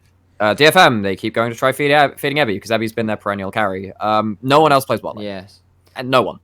Not at the minute. And, like, I wonder whether, like, actually, if you want to contest V3, maybe if you can fight them there. We saw Sengoku try to do it in that level 1 time where Archer picked the Ignite on the Ezreal. They lost it. And then Sengoku Gaming's bot lane kind of collapsed because they lost that bot lane 2v2 really early on. Even if it went even in kills, it was AD carry alive versus support alive, and that was a big deal. Sure. I mean, at the end of the day, we are saying that things have to go badly for V3 in this 3-week break, and that they also have to have gotten worse for them to actually start losing. Oh, yeah? And that's the takeaway. They're really good. They are really good. They have some of the best players in their individual roles, as well as when they don't have the best players there, they have very good fillers. Like, who are basically still fighting for top 3 in their role, which is hilarious to maybe even say Ace is in the upper echelon of mid laners at the moment. But also, he's got the win record for it, and he's also performing around his team and plays the picks. So Yeah, bucket no, at and I that think point. that he plays to nullify lane, and basically what people are doing versus V3 is they're trying to crush mid lane, and Ace that's is not like, working 'cause haha. he's nullifying it. Whereas, like, if they change that mentality, it's like, okay, we know we can be Ace in the 1v1, but we're gonna go bot lane instead. I think that's how V3 might lose some games. Yeah, if you can I win don't- 2 lanes rather than one. But then I'm like, but even like CGA, Unica is just like mid lane third summoner spell. I don't. yeah, like, he is. Yeah, so I mean, It's we'll get hard. on to a couple of we'll go on to a couple of questions later, which kind of go on the same thing. But it's like V3, like unless something fundamentally changes with the way a lot of these LGL teams are playing the league, I don't see them even dropping a game. No. But Speaking through that, Yes. Let's, This would be the chance for it to happen, but I It would doubt be. it. It really would be. That's all of our teams, dear listeners. That is all our teams. That is all our thoughts on what can happen, what our expectations are. Obviously, some of the lower level teams where we began on was a bit, well, they need to run really good and things need to go real bad for these teams. And maybe then in the mid, we saw, there's a bit of a chance. Maybe they can go really good, or they could shit the bed, rather. Not the bread. Don't shit the bread. shit the bread. It's like banana bread, but much worse. I'd see a doctor about that, buddy. Oh, yeah. And then Plain obviously loaf. our top 3 teams we've said are, well, they're almost a lock, and it's going to be interesting who can get that second place spot. More than anything else, we were more talking about who gets second and who gets third. Do V3 fall down and only get second, or does someone else take it? And that's been the conversation. And well, we've at least set up for multiple narratives. We will see during Super Week what we actually are predicting for our last week and for episode 25's podcast. So lots of exciting things, and you're going to have to come back for episode 25 if you really want to know what we think, who's going to make playoffs and our full predictions. But we will also maybe do a bit of that later. Gentlemen, it's been a few weeks since we've played, since we've seen any of our players play. We're on 2 patches now. We jumped from 10.12 to 10.14. The world around us has been playing it. Multiple regions. The LPL and LEC have been playing with these changes. LCK not quite yet, apparently, according to the data I've been looking at. Interesting. As well as some of the minor regions, or emerging regions, as we like to call it, because they're on the up and up. They're not small. They are big boys. They just need to kind of get there. Or, if you're like Team Liquid, you're down. Or you're up. Maybe, depending on how we want to look at it. I think they've come down to our level. I think they've come up to our level more than anything. And we'll make things a bit interesting when we look at some of the other information that we have at our disposal. But what we're going to be doing is we're going to cover a few of the champions that I've picked out in these roles. We're going to be talking about major region presence. But we also might bring in some minor region stuff, and also just any other champions we want to chat about. I've only got the top 4 normally, or anything above 50% of noteworthy in most roles, unless it was particularly noteworthy, like an AD carry role, where one champion had a smaller percentage, but still worth talking about. Gentlemen, let's talk about top lane. Volibear's everywhere. Oh, yeah. Volibear's everywhere. Yeah. His presence is only 70% if it's in top lane, but it goes even higher if we start talking about other lanes. What is with this champion at the moment? All right, so you heard of this champion called Set, who used to be flex between the top and the pretty jungle, good, and eventually he found his way down to the support later on. But this is kind of like Volibear's come in and did what Set originally did. It's like, I brawl really hard, I punch people in the face, I get to dive towers, I flex between top and jungle, I'm a beefy boy who does damage, I can build multiple different roles. He doesn't punch, he bites. He mauls. Oh, even better. And he throws lightning, which is pretty damn cool. And also, just frankly, he enables a lot of turret dives, which can be really, really strong. And once he hits level 6, he's got solo kill pressure that most sort of bruiser tanks don't have. Like, the way you can just turn things around is pretty impressive. Also, there haven't been that many counters to him. The one I have seen started coming out specifically with a lot of people kind of starting to pick him back up is Urgot. Because really strong. Really strong. Fear Beyond Death works so damn well against him. And the shotgun knees, you throw him over your back, you can walk around, do lots of percent health damage. His HP up doesn't save him from the execute, which can be really, really strong. Also, Urgot wins the short trades versus Volibear, which Volibear doesn't really deal well with because he's meant to trade really short. So Urgot goes press the attack, and you proc it on your W within like half a second, and you just get that, and the exposure damage just craps on him. I mean, there's other champions that are worth talking about. We've got the Renekton with 67% presence. Ornn has still got 61 presence. Oh, yeah. Wukong's 52. Good. And in minor regions as well, Karma top is a huge pull at the moment as well. So there's a lot of options here, gentlemen, for like our top laners, and the versatility and the champion pool, if anything, has only grown. Set's still viable, Mordekai's still viable, Camille's something we've already seen and is very viable. Yep. Gangplank, Jason, so on and so forth, really. Yeah, Camille and Fiora are low-key very, very strong in the meta right now. I don't think the LJL will play it. I still don't trust us really to play split push top laners because no one really has that in their champion pool right now. Except for... Not those champions, right? Because I know Apperman kind of does it and Cog kind of does it. Because Cog plays stuff like But it's hell, only whatever. those two players, really. And Ebby to maybe a point. Oh, Ray Farky. No, in fairness, Ray Farky's the one guy. Yeah, and One Apperman's played a fair amount of Camille. The one thing I'll say about Camille is that she is a Fiora that split pushes a little less crazily, but team fights a little better. Hextech Ultimate offers you that. And I think that the reason that LGL can get away with Camille, a number of the regions can get away with Camille, is that a teleporting Camille is significantly more of a threat than a teleporting Fiora, and we are a region that's reliant on teleports quite a lot. Yes. Oh, no, we are. Oh, we basically fight around objective timers unless you're CJ. And then you fight every time. Yeah, so you're basically waiting for those kind of things to come out.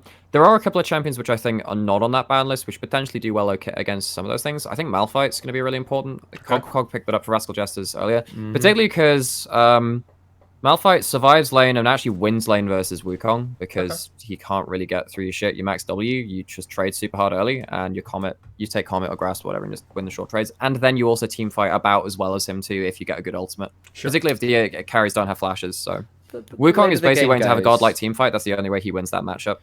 I mean, the later the game goes, you do have the armor shred in your queue and stuff. Like, if you can get to sort of 2-3 items, you can win the side lane, but that might well be too late at that point. Honestly, I don't even think you do that. Really? I've seen that matchup. I have cast it. It's really okay, there you go. I'll Wukong. take it from the experience. I was thinking, there's like quite a good armor shred on there. Black Cleaver's not bad. Yeah, it's 30% armor shred. It's just not enough. There's so much. If anything, I could... W max. I'm expecting a wider champion pool. Someone like Paz isn't going to only end this with playing like 5 champions. I mean, he played like 3 or 4 champions in spring. There's no way you can do that. Top lane has expanded. Its metagame has expanded. And the champions that are viable in that lane has gone up, and that's only going to reward players like Apperman, like Paz, like Nap, who have and Ebby as well, who have played for so long. They know this lane, they also know the players, and they're like, well, I do know he's got a really nasty Camille, or, oh god, I don't know, he might just pull out a Mordekaiser, and that really messes us up, guys. And there's multiple players which can do that. I think that Malphite, Maokai, Mordekaiser are all soft Wukong counters to hard Wukong counters. I think Mordekaiser, we saw Afferman just win the matchup. Malzahar as well, just throwing all the M's. Yeah, all that kind of thing. But Malphite, we saw Paz take that against, like, again, Ebby's Wukong, and just like Maokai just becomes this tanky frontline. If Wukong ends up being alone in the backline, he needs to kill everyone, whereas Maokai just can kind of like walk away. Just walks off, yeah. He does the same thing. He buys more time. Yeah, he buys more time, and he buys so much space with his ultimate. He just puts the ult down. It's really difficult. So top lane, honestly, we could see anything. I think we probably, if it wasn't LGL, I'd like to see more Cannon because only Cog really plays that well. Can I bring something up here? Just having sneaked through a couple of the LGL top laners op.ggs.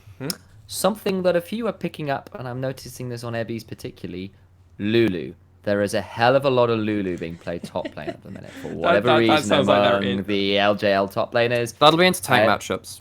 So it's just saying it's up there. So I don't know. My problem is if you're playing global comps and you play a TF, then Lulu doesn't get to play the game because you just dive her repeatedly. And it's also the poor man's Karma.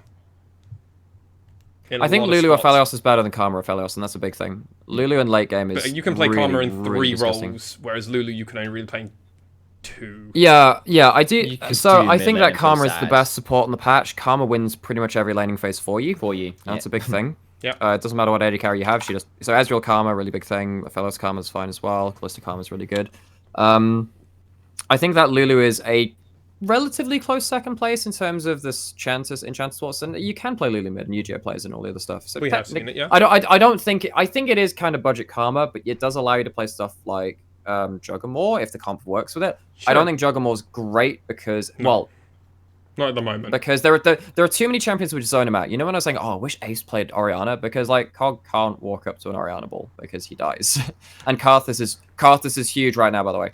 We'll talk about that later. But if you just put a wall of pain down, Cog can't do shit. So Lulu loses a bit of value because she's always intrinsically kind of been balanced around Cog more. But yeah, playing Lulu top, I don't dislike it if it's into something like Maokai or Malphite or whatever. I think it's dangerous to get ganked though. Yeah, very dangerous, and there's a lot of champions in the top which are great at setting up for ganks for a lot of these junglers, which, Initia1ise? Yes. So, would you do me the pleasure, if you may, to cover our junglers that I've written down, and maybe any other junglers of note that you can think of that I haven't listed?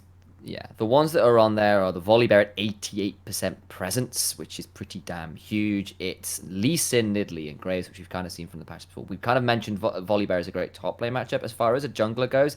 He is a tankier option that still brawls well and plays well into things like Graves and Nidalee, because you can run at them, thundering smash, and whack them around before they get to do any damage, and they lose half their health ball before they get to trade back.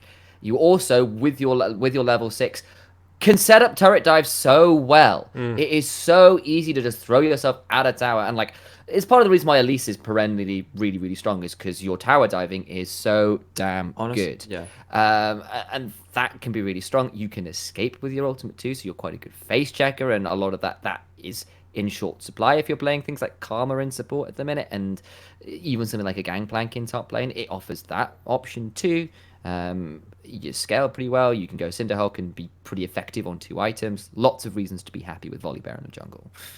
Also, like that, I know a lot of teams do it. I don't necessarily like it, but like if you're red side, you can just set Volibear and have like double flex for most of your drafts, which are both really hard. You can't. I don't. You can pick certain compositions which just like deny them from doing anything, but against certain teams, picking out Volibear as R1-2.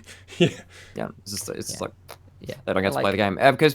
So Volibear actually got nerfed for jungle specifically on patch 10.14. It hasn't really changed much. For him. His presence is still the top, better in jungle than top. So go figure. So he lost some sustain he has on his W, his swipey thingy on monsters, and also his base attack speed, which is again that's what's affected by any % attack speed you get from items, was lowered. So again, his cleared speed's gone down a bit. Doesn't really matter. He still hyper ganks lanes and becomes like a really good front line in team fights early on. But not just that. Let's be real. There are still other junglers around. Trundle is still huge in presence. We've got Olaf still exists, and he's still pretty good. He has a 50% win rate in tier 2 regions. There's also worth thinking about that Karthus that was mentioned earlier. Kha'Zix, a champion we've mentioned earlier. Echo, a champion we have mentioned in other podcasts and multiple streams. We have seen Boogie do dirty thing, as well as the tried and tested, like Nocturne is still a legit pick at the moment. Yeah, you can still pick J4, you can still pick Elise, Kindred, and I mean, there are still other junglers around like Rek'Sai. So like, I'll touch on the Kha'Zix in context with things like Lee Sin, Nidalee, and Graves as well. Where basically you need to. It's a little bit like going to Alton Towers or Disney World, and there is a sign here which says you must have this elo to ride. You must be this good at this champion to play this champion, and they kind of. But this applies to the team as well. Like in the LEC, like they always joke about like Shadow's the only one who's allowed to play Lee Sin, because he is just so damn good at it, and he can make things work in the mid and late game in a way other junglers just can't. And we're seeing it a lot in the LPL as well, because they play so aggressively a team fight once they hit item breakpoints. You can guarantee Lee Sin will be useful at the right point in the game. That applies to things like Nidalee and Graves, where like you can just do things with that champion that other champions can't, but it comes with a mechanical execution flaw, and it comes with a team play execution flaw, or that you need to reach if you want to use those champions. Kha'Zix fits in with that as well. Kha'Zix is great into things like Trundle. He's not bad into things like Volibear, where you can do a decent amount of damage with a couple items. And you can fight around with an ult of all. Yeah, exactly. So you can, if you get hit by the Thundering Smash, you can feel a bit sad, but you can turn it around as the fight goes on. Though, like individually, these make sense, but they can be quite hard to execute. So I would expect to see some of it from things like Boogie, from Blank, maybe from someone like Steel. It comes with a kind of question mark about have you met the requirements to pull it off, though. I agree. For Karthus, He's really strong at the minute, but mainly because he's super flexible too. And I know you've got a bit more thoughts on that one, Nymaera, so I might pass the buck on his clear speed in jungle's gone down, but it doesn't matter. His AP ratio on his Q went up, which means his team fighting's really, really good. If he early Andries, instead of going towards like flat pad and stuff, he ends up being like a second mid laner. Except he has the execute result as well, and he's also still one of the fastest clearing jungles in the game. He doesn't have that burden of having to do stuff early. If the enemy jungler does something and fails on the map early into the game, Karthus just gets a free rise to level 6 and gets free XP across the board. This guy is just really, really, really strong in a lot of ways, and he can play bot lane, play mid lane. He can actually play top lane in certain matchups too if you end up showing your flags too early. Say if you lock in like a volley bear and you don't lock in like your jungler, your top lane, you can just lock Karthus somewhere or something like that if you think it's a good matchup. Throw the wall of pain down and Volibear can't get to you. And Wall of Pain is really, really good versus a lot of mid and ADCs. If you pick Wall of Pain into like a Kog'Maw or an Aphelios, right? They just walk up, or even in Misfortune, right? They get hit by it, they get huge slow in the magic resist side, and they just can't team fight from that point out. So I think Karthus is also really strong. I mean, a thing of note, I think, for the LJL is this only makes it better for a lot of our junglers. I think our jungler pool, if you are a top tier jungler, this only rewards you more, and as opposed to potentially having to limit your champion pool, so potentially lower level junglers maybe just get used to everything so they can kind of find crutches and stuff. I know that Hogler, you can't crutch now. I know Hogler did play Karthus, and he also played Volibear too. Actually, this is probably not an awful Axe's team buff for jungle. Problem is, like, I don't know how this affects the other junglers in the league comparative to him, and he's also just not playing well right now. Yeah. Plus, things like Nidalee, Graves, Lee Sin, Kha'Zix can destroy a Karthus in the jungle. If they get to invade for free because you know where he is and you've got lane pressure, Karthus will just find himself dead a lot. Yeah, and you can also still just play Olaf and just run into Karthus and just not give a shit and then run back off again. Or Kha'Zix. Or Kazu. Yeah. Or Echo. Yeah, and there is still ways of, well, Echo, once you hit 6, then you can always kill the Karthus and then fuck off afterwards when he tries to kill you and you go paradigm shift time, except that's Zoe from TFT. God. I've been hearing paradigm shift time. I've been hearing that so many times. That just reminds me of Final Fantasy 13 because their whole system was the paradigm shift in that game. Oh my god. That's always where I've gone with that. Wow. My first Final Fantasy game, that one. Oh really? Yeah. I've just done 2 in the space of a month. So, there's some good ones. Played Final Fantasy 7. It took me less than 20 hours to do 15. Did you? I spent forever in 15 though, because I was doing all the side quests. Oh sure, I mean no side quest man here, so. Yeah, that's true. I saw you play Dragon Age. Anyway, moving on. Nymaera, sir, would you mind filling us in on the presence rate of the mid laners in major regions, and then expanding to anything else you would like to talk about in the mid lane? All right, so the top 5 are Twisted Fate, Syndra, Orianna, Karma, and Azir in that order, and you'll notice that 2 of those are flex picks in the Syndra and the Karma. Those are very important. And basically everything else has like a really solid laning phase in terms of the amount of wave clear they can do. They can also play really defensively. Yes. Twisted Fate in particular, he has like a strong laning phase, can build defensive early with a Catalyst and Merc Treads, and then can just use a global to fuck off out of lane. Like, he's just way too good at what he does right now. He just runs over the map, and he gets Spellbook as well to get Ghost and stuff later into the game and just run down for multiple gold cards. He's really, really strong. Yeah, so in terms of the presence, I don't think I disagree with that. All of those picks are really good in the majority of team compositions across the world, so that'd be why they're up there. There'll be a couple of outliers that we will see. I genuinely think that AP Nunu is a very good pick. I think it screws a lot of teams' mentality, and it just does. It's the New Age Aurelion Sol, where you can do stuff at level 2, and you can just mess with teams if they're not prepared for it. And there's only so many avenues you can ward out, because if you ward like in around like, so if you try and work with Scuttle Vision, he then can't go like directly down the lane. He just goes behind the lane through Tribrush to top lane or through bot lane if it's on the other side, and you just can't deal with that. So I think that, honestly, I would love to see an LJL team pick that out and just like run with it and see what happens. But we'll see what happens with that. There's also AP Kog'Maw as well. I think that's really strong because he just makes control. So actually, because of the champions on that list, I think AP Kog'Maw destroys most of them. He does really well into Syndra, Orianna, and Karma because he can outrange them later into the game. Rough in the early game versus Syndra and Karma. And Azir also has a couple of ways he can really punish the Kog'Maw because he can just shuffle in and punish him. But eventually, he doesn't get to play the game because Kog'Maw just outranges him. So that's kind of my initial takes on mid laney stuff. Although in the LJL, of course, we're still going to have Zoe and LeBlanc, so And Galio. just throw those into.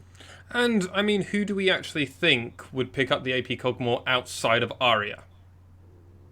I think Saros will. Saros would do it. Saros plays both champions. He loves his control. He also loves his zoning champions too. I think Saros' best champions are the ones where he gets to zone. So now that you've given me that answer, I now get to bring up the follow-up. Do we think it fixes problems already in DFM, or do we think it's just a kind of bandage trying to go over the problem that we've already had with DFM, how he just can't play the Zoe, he can't play LeBlanc, and he can't respond to some of these champions, and that's the thing, right? TF is coming up, and is he going to play? He plays TF quite well. Okay, so but is he? I don't know, Sam. I think LeBlanc I think he plays TF well. I think the team plays really badly around TF. Yeah, I agree with that statement. Yeah, I think. Well, particularly in the sort of like 17-minute plus mark, I'm very much. But that's the thing, right? They know how to do the early game. They just don't know how to execute late game team fights, which No, it inevitably even comes mid-game, to. for fuck's sake. The LGL is not a fast-paced region outside of like some stompy games from the likes of V3 and Sangoku, right? Yeah. DFM don't close off of like 2 dragons into like to multiple tower dives. And even then, I contest. I think Sengoku Gaming play their mid and late games really slowly historically. They do, but sometimes they end up crushing games really quickly. CG are probably the better example. Maybe we shouldn't have said Sengoku.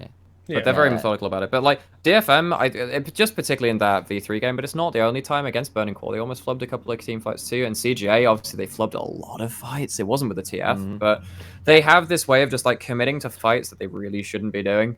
Plus, specifically as to why I think AP Cogmore might work for DFM, though, not to like go back to running over what we said about DFM before, is they play a really good Karma in a number of roles too, and Karma plus Cogmore is a great way to keep that Cogmore safe. Big problem though, Karma's on like an 80+% ban rate, so I just don't think they're going to even have that option. Gang plays a pretty good Lulu and stuff as well, and that but then so, there are ways to keep. So like the Cogmore needs something to buff him, right? And there's a few people at DFM do play with that as well. The problem is you need something tankier to actually form a front line. So you I think and then the other thing is like if you're not but then these are like 80% champions, right, where you're trying to and also neither of those have like hard CC, and your AD carries might have like the Ash ult or something, but like there's a I think that if you're going to play against, do something horrible like force Ebby onto Lulu, and then you have to have gang on Leona.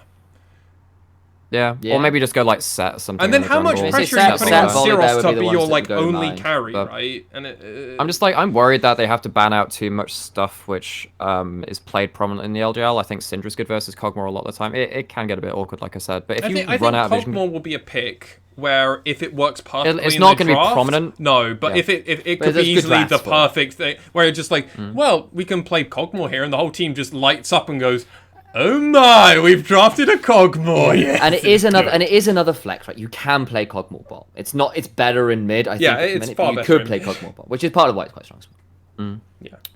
Should we move on to bot? Yeah, I think it's about time. Let's move on to bot. Let's take these last two all together, gentlemen. Sure. I'll just run us through, and then I want you guys to tell me other champions I might have missed. We got Aphelios with that almost 90%, only tying with Twisted Fate and Volibear in the presence, really. No one's surprised. It's Mr. 200 years. Then we get Ashe at 70, Kalista just under 70, Ezreal at the 50%, and Senna, our only one that we're really going to mention at that low 30 mark, but it's Senna. Everyone knows she's going to always be around because she's a nightmare for Riot to balance. She just twists the draft. She allows you to watch Wukong bot, exactly. But she's also been buffed for ADC, and she's actually doing so much damage when she goes back to Glacial. Oh, so dirty. She takes turrets so fast. Yeah, when she goes Glacial, but she goes Lethality, and Lethality works against towers right early. Yeah, it does. It's fucked up. Yeah, you get like 2 plates sometimes in Senna lane, and it's the Senna doing it. Yeah. It's like, what the fuck is going on, man? She's not necessarily as fast as Tristana, but she's Obviously not awful when she goes for that. Because if you're going for a grasp build, it means that you go for HP early, which really doesn't help your early game turret plating. But yeah, no, if you go for something which goes a little bit more high AD, a little bit more high other stuff, then yeah, that's pretty important. Senna is played with so much stuff and is that's why she's good. Yeah. She works with everything, and she allows you to play some weird shit bot lane too if you really want. What I love is you can basically play Senna with almost all the top laners, and you're not going to have an awful time. You might have not a great time, like if you have to put it with Ornn or Renekton, you're not going to have a great time. But if, let's say, they've hard countered our top laner, support play Renekton support and you just farm up and just become our secondary tank. That's like worst case scenario. It's hard to hard counter Renekton at the moment. I'm well aware, but you can do stupid shit like that. So I'll tell you the one pick from that bot lane list which is missing is Kai'Sa.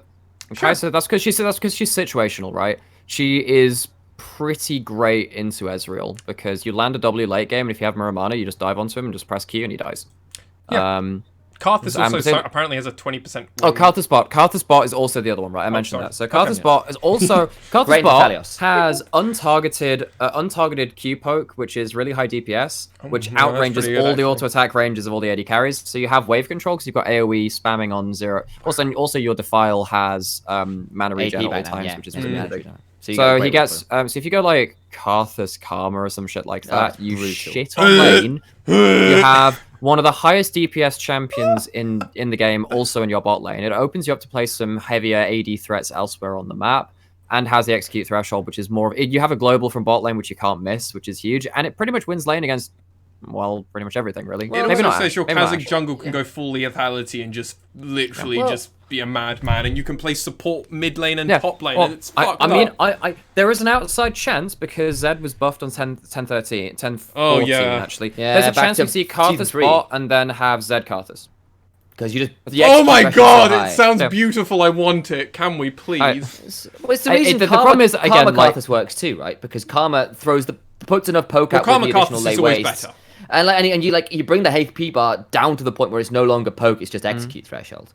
And he has Dark Harvest, so that early trading lane is absolutely disgusting. I'm sorry, since I saw the All-Star match and I saw high on his Zed again. That's great. I missed it, man. I want more Zed mid. I want it. I didn't realize we won't get it. took we won't me get it. 7 years of not seeing really lots of Zed the league mid. with Arya in? I don't know, man. I mean, he hasn't played it Ninja, yet. if Ninja comes back, Ninja was literally named himself because he was a Zed player. I mean, Season 5 was the last time Zed was really meta. Yeah, that's about 5 years ago. He was ago. played in Season 5 Worlds. Well, and actually in MSI versus Azir and stuff. 4 years ago, then. Okay. Yeah, so he was played in Season 5 a little bit sparingly. But then there's still that Challenger one-trick Zed player who still continuously finds a way to get Challenger number 1 on Zed in Korea. It's like, yeah, sure. Oh, that guy, yeah. Yeah. But no, I think bot lane, we should see a bit of Karthus. We're probably still going to see some Syndra as well, even though Syndra was nerfed on 10-14 with her Q cost, 10-13 rather. It doesn't matter. I don't think this is going to affect our bot laners, and I think our bot laners are doing pretty well, or maybe the rest of their team is struggling, but they're doing fine. I'm looking at you, Utapon. You're still good, mate. You're still good in our books. We don't have a problem with you, mate. I'm not going to come for your... you don't come for us. I think a lot of the good AD carries are going to continue to do well, and the ones that are struggling are going to continue to struggle. With you. I mean, the other one I want to touch on before we kind of move on as well is Ashe at the minute. Been some really interesting conversations about why Ashe is really good right now, and it's bluntly because if you force fights at 900 gold or 1100 gold, you get to go back and you can buy a Vamp Scepter or a Recurve Bow while your other person is still not on gold for BF Sword. You come back into lane with a perfectly great buy for you, and the other guy is stuck at, like, I'm on, like, what? I've got, like, half a boot. I've got boots and daggers. Like, that's crap. And, like, those kind of things where you can, particularly in lane, where you can force really aggressive fights, get both players low so they can't It's stay what in Ezreal lane. does when he's trying to go for Sheen as well, right? Yeah. He's going for Sheen or Tyr. He's like, I'm going to force this early trade and, like, get us both down to, like, 200 HP, so they have to back anyway, and they've got, like, 1,000 golds. They get pickaxe instead of BF Sword, and then I win on these trades. So that's a really big thing for Ashe, right, in saying that. Also, the thing with Ashe is that a lot of the support's set up really well for her to give a dedicated ult. So, Nautilus, Thresh, Karma. Leona, Karma pretty much all of the supports at the moment. Pretty much all the priority supports. And, like, it's only really Ezreal that can do much about that because he can shift out. He's the only person who's safe enough to do that. Even all the major spot. Like, you can't leave your AD carry alone when there's an Ashe in the lane. And it also means that, I mean, we saw it back when Ezreal Yumi was really high priority and CJ picked it into the Hawks, right? Like, they saw the first pick Ezreal and like, let's go Ashe. And they're like, shit, we can't pick Yumi. That would be awful and we would lose. And they lost anyway, but, you know. I mean, that's just how it is. I mean, it's going to be interesting to see our bot laners. I like the statement I had, but I think there's also that point that new challengers into the lane... I think specifically the Kai'Sa coming back could be really big for Honey if they get the right comps for them. Also, this Karthus, we already know Utapon was playing the Syndra flex. would not put it past him that he already is a master at Gango Karthus. as well. His Gango Cassiano as well. was Yes, great. totally agree with you there. Maybe we see that. I would also really like to see Axe's bot lane start playing lots of Senna. Some random stuff. Yeah. Well, random stuff, and really kind of use the experience that they have. Like, let's be real. You've got Unyan, a pretty decent top laner. Put him on random top laners. Corporal Prey Senna. Try it. Well, I think Yeah. Senna's going to be banned a lot. I think if it's working Agreed. in scrims, then no one's going to allow Axis Havoc, so that's the way back into the meta. Yeah, I'd agree. Yep. I'd have to agree. Volibear, Senna, I don't think get through the ban versus that. No, particular I also don't think anyone gets Karma half the time. as Oh, well. I forgot. Cassiopeia is No. pretty good too right now. Oh, yeah, Cass is pretty good. Because if you so dive in too deep flex. into it, like Volibear set, flex, just kind yeah. of jump into her and die. Yeah, and you have those options. And, Yeah. well, gentlemen, let's move over to our support. This is presence in major regions and is not representative of the minor region in the LJL. And the main reason I'm saying that is that the numbers do change rather significantly. Drastically. Yeah, between the presence rates of the champions and their spots. But for major regions, Bard is at 60, then Thresh is at 60, Karma's at 50, Nautilus is at 50, Leona's at 40, and Set is at 30. What counts as a major region nowadays? Only the good regions. So LPL, Go check out Game of Legends LCK, Twitter and and understand. LEC. So the good regions. LJL will be up there soon. Maybe the PCS We'll and be the there. BCS will be up there soon with them as well. Like, it won't know, be long. we know. It won't be long. We've got talent like Boogie and Reiner. Come on, and Arya. We've got to be there soon. Gotta fucking hope so. I mean, yes. No, I think we have a really good collection of talent. I think if we had a different international format where we actually saw more international competition, right now the LJ would be doing pretty good, I think. But yeah, Bard's the big one. So I think good. the person that this really favors is NT. NT's Bard's. Well, NT and Gang Yeah. have got Gang really are good great Bards. Bard players. Yeah. Yeah, Proud's also pretty decent. We haven't seen too much for out of this split. Reiner hasn't picked it up yet, but his Thresh is absolutely ridiculous, as is his Notorious Nautilus. at this point. Karma's. And We've his got Set. plenty of people that play Karma. I don't have any problems with any. The Leon is the one which has probably crept back up in priority again, because more it allows high you to play. It engagement allows you to play stuff like Misfortune again a bit better, and it allows you to catch out a lot of the more immobile ADCs. And also, Leanna bluntly is just a second front line. It's just really, really tanky. It's just really, really strong in terms of that kind of stage play. And yes, Bard's ults as well at the minute are super, super huge. If you want to see how Bard is kind of running over games and solo winning games practically, go check out Lu Mao for JDG over in China at the minute. That guy, oh my days. Top, the yeah. things you can do on Bard, because your Cosmic Binding is fantastic in lane, great in team fights, loads of binding, damage from a support result as well, bizarrely. Magical Journeys are awesome, and the Tempered Fate can break games. The thing for me is, though, Yuumi is not present here at all. Yuumi's kind of dead in the water. So then we have to ask the question, well, who does that affect? Yuumi Who's has the a really big higher Yuumi team? presence still than Lulu in the support role in both. I think that has in to both change. major regions and minor regions. So Lulu's, well, the thing is though, Yuumi is Yuumi and Lulu are both enchanters, and you can say the same for Soraka and whatever, right? And Janna, Nami, all host of things like that. Enchanters' class weakness, where if you kind of group them all together and say they share these traits and therefore they have these strengths and these weaknesses, Sure. Yuumi doesn't have the class weakness of they can get picked off because they're squishy and don't build anything tanky. So even if you do the enchanting job worse right now because you're running out of mana or you don't have the same kind of buffing ability, you don't die, and that's really important because quite often nowadays in the current meta, a lot of team fights are determined by support picks before the fight comes off. Support or jungle, one of the two. Those two are really big because you lose a lot of vision control and or objective pressure from those kind of picks. So if you're playing Yuumi, it allows you to do that a lot more safer, and it potentially stops you having a lose condition rather than having a Lulu, which maybe increases your win condition. But Lulu, I think, should be higher priority. I think you're absolutely right in terms of highlighting that earlier for even top lane. It buffs Lulu Aphelios is frankly disgusting. They just run over late game. It's really, really hard to play against that. And I mean, I think the rise of support champions like Bard, like Lulu, I mean, is just kind of an effect that Karma's rise has been. I think Karma has been on the rise over the last, you could argue, really since spring. And since that rise has happened, the idea that other mage-based support champions can come in the correct Zyra. spots. Yeah, Zyra is another one. But I think the reason that we've seen... That was okay. Yeah, exactly. And I think Bard just kind of offers a lot of versatility and usefulness in a lot of compositions at the moment. That's why he's seeing it's seeing an absurd amount of play. And Lulu, well, just the Aphelios, really. And Aphelios is the best AD carry still at the moment, so just smack them together. If you play Karthus Karma or Karthus Zyra into an Aphelios, he doesn't get to play the game at all. Nope. I don't think we'll see Zyra too much. I think she just gets picked up. It's season 3 all over again. You just pick something that can die her, and she just dies for free. And Leon is good at that. Yeah. Although Ashe Zyra is fun, like you were saying, Sam. Yeah, Leon is very, very good at that. Very, very good. And Leon is also good. Leon is the only champ that can proper punish Karma and Lulu and those kind of... Yeah, that's exactly why she's back. Just like, I mean, that's exactly it.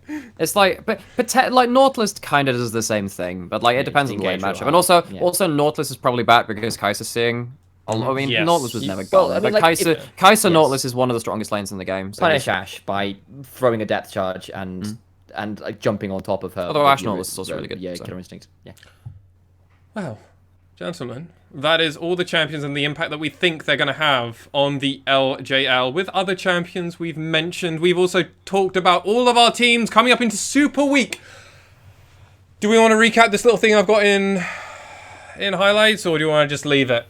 Let's leave it. Leave it. All right. I mean, I already mentioned it, right? We have. Like, who do we? Yeah, I've already mentioned my thoughts on it. We'll go on that later. We'll talk about it in the next podcast episode, at least when we have more concrete information. Gentlemen, we have been gifted many questions by our lovely community and listeners out there. If you do have any question for us, we do ask over on our Discord server, or if you would prefer, our DMs are always open on our Twitter individually, as well as for the LJL Officially Unofficial's Twitter. If you're interested, ping us a message there. You'll be sure to get a response at least at some point when one of us wake up and vaguely look at the internet. Our sleeping schedules aren't quite in sync with each other, so it's always weird to have to work it out. One of us will be awake. Probably. Maybe. Who knows?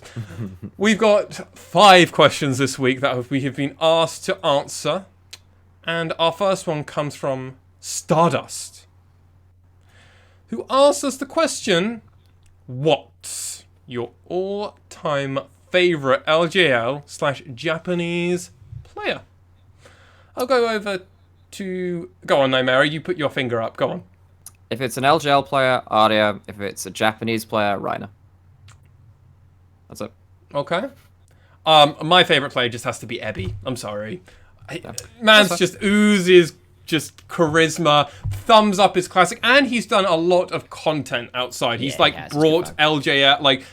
pro-Japanese and just competitive Japanese. He's been a content producer and done a bunch of stuff, so I love him. Also, the international, he's been to the international more than anything, and he's a crowd favourite, so I'm going to just keep jumping on the crowd favourite thing. But I do like your answer, Nymaera. And go on, initialize. You'll have far more insight than anyone else. So I think currently it's probably Ebby. At their peak, I was just a massive fan of the Ramonade Tussle duo. I had so much fun watching them play. So historically, for me as a jungler, probably would have been Tussle.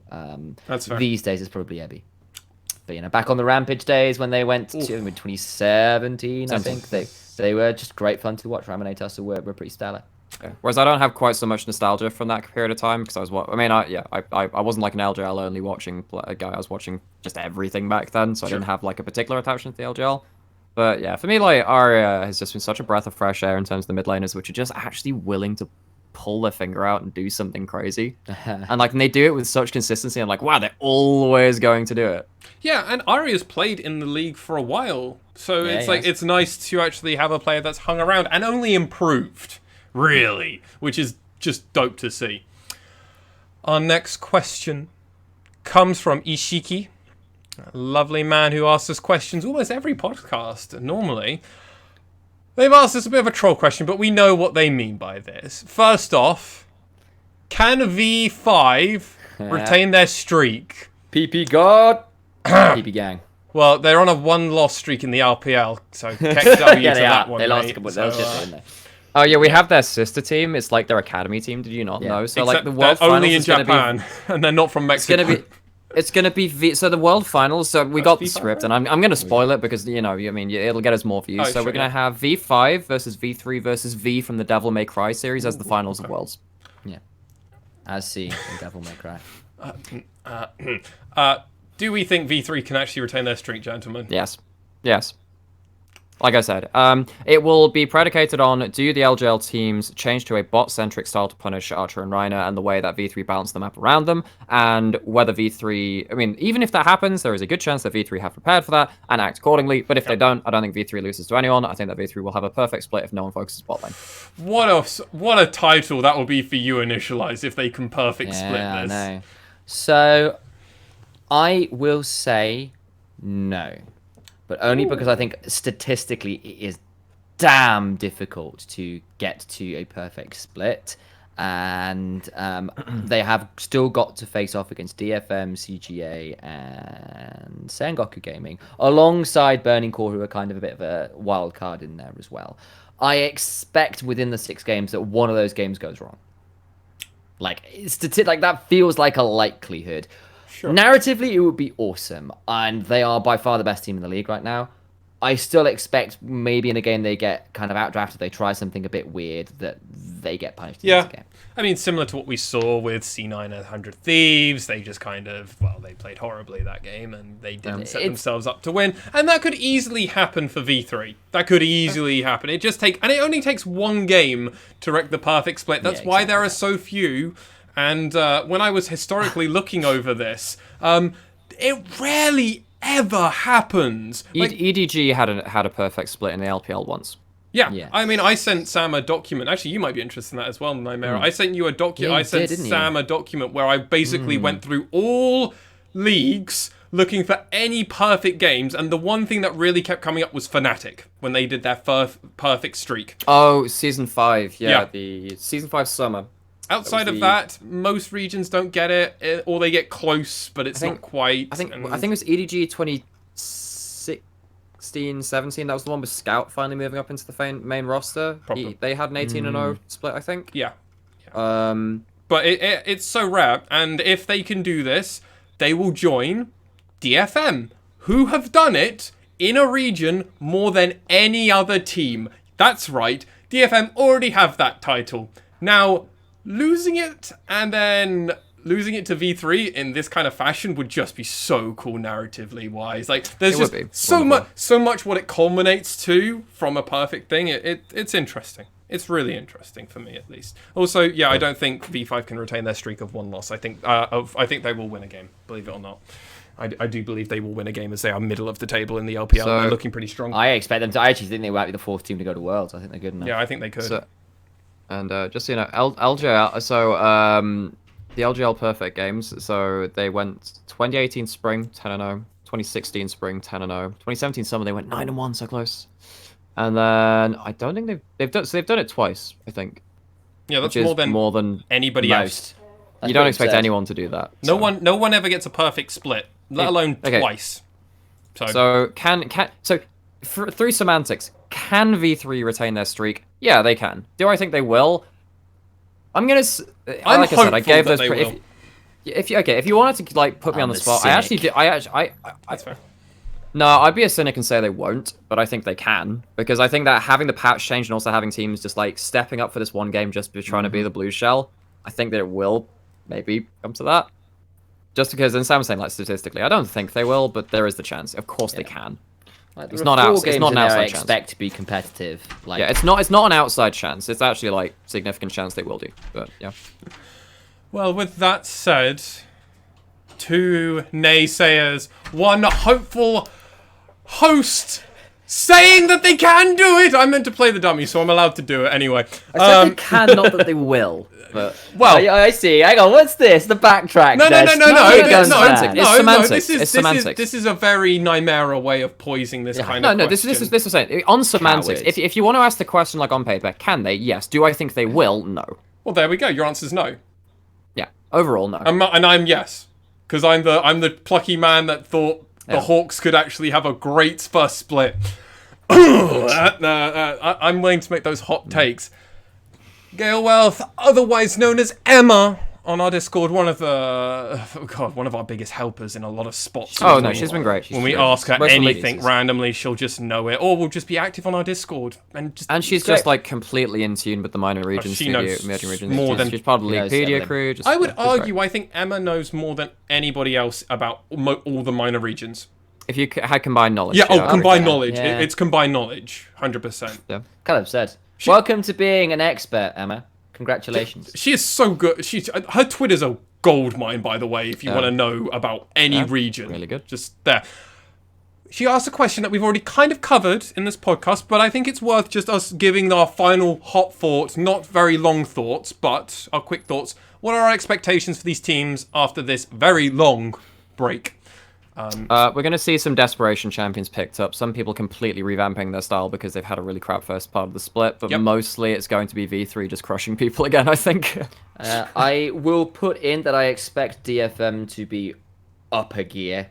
I think they generally do work well with prep and with the patch change as well, and I think they know what their strengths are, and we've all seen the weaknesses. We've been over that before. Yes. I think the 3 weeks will have done them a world of good, and knowing the kind of talent in their backroom and on their roster, I expect them to be stepping up and looking more like contenders again.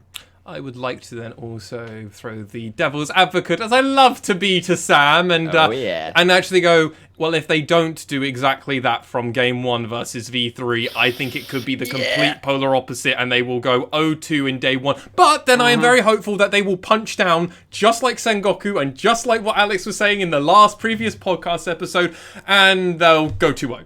Like, I'm not concerned that they're going to lose to the lower tier teams. I think if they can't beat V3 or anybody, they're going to just punch down. I think that's going to be the case. Yeah, I mean, like, well, bluntly, it's effectively 2 weeks left, right? Or a week overall. Really, it's Saturday through Saturday, where there are 3 weeks of games. 7 days, if you have, it's now to put up or shut up, basically. Yeah, and I also expect very good things for CGA and Sengoku to only continue doing this. The Burning Core should be fine, and the lower level teams, well, they need to have found a fairy in a bottle or a genie in a lamp and Jar.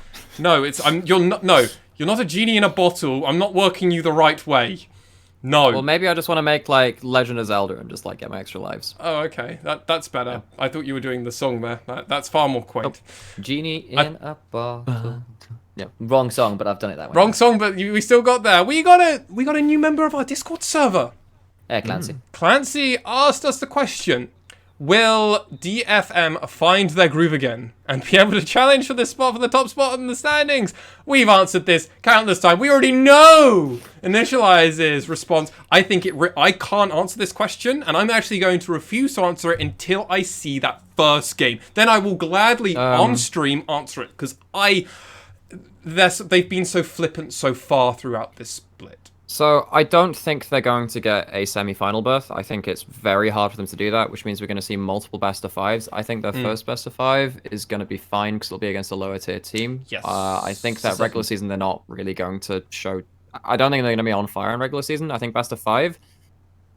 There's a chance that they make it through to finals. I think that they're really good in a best of 5 standing. I think that the Sengoku best of 5 was an anomaly. We rarely see that from that team. There is a crazy world, remember, where they get pushed down to 5th or 6th, right?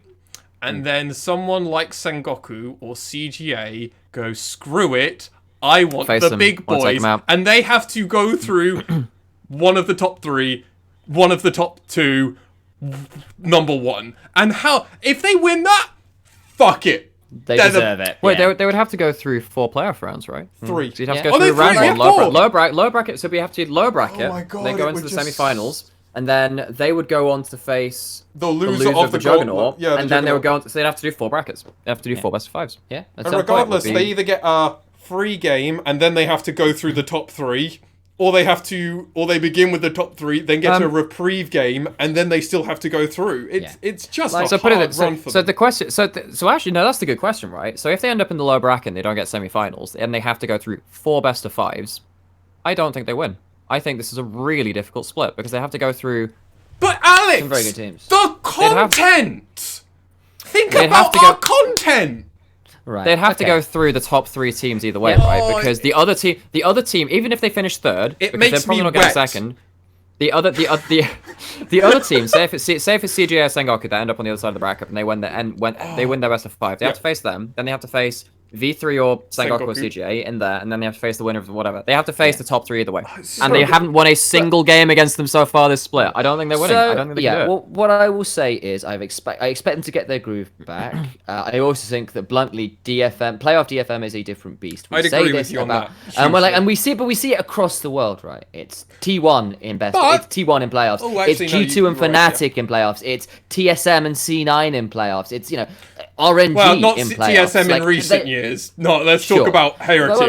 But we could go back to spring 2019. They got to the Actually, finals yeah, and were they one did. game away from taking that finals versus Liquid. Like, yeah, but even Liquid had then- other thoughts in. Well, yeah, but like, I'd my agree point with being you. that I like think that's these fair. elite teams with these elite backroom staff, particularly with the veteranship, With that a is on that challenger roster, Japanese. yeah. So I actually disagree. I think DFM in playoffs is always a different beast, Yeah, and but I would they don't be get afraid. they won't get a free life this time. They don't No, get sure. the Juggernaut life. But that's been the true of most. But they've teams in always history had playoffs. Juggernaut, excluding the very first season. Juggernaut's new this year, isn't it? No, but For they've always LJL. been top seed.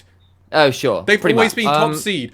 And when they much, haven't been yeah. top seed, right, they've been second seed, which has always given them almost a reprieve. Yes, we had top 3 teams for a long time. Before that, they haven't made playoffs except for the very first tournament for the LJL, when it was an official LJL kind of thing, back in 2011.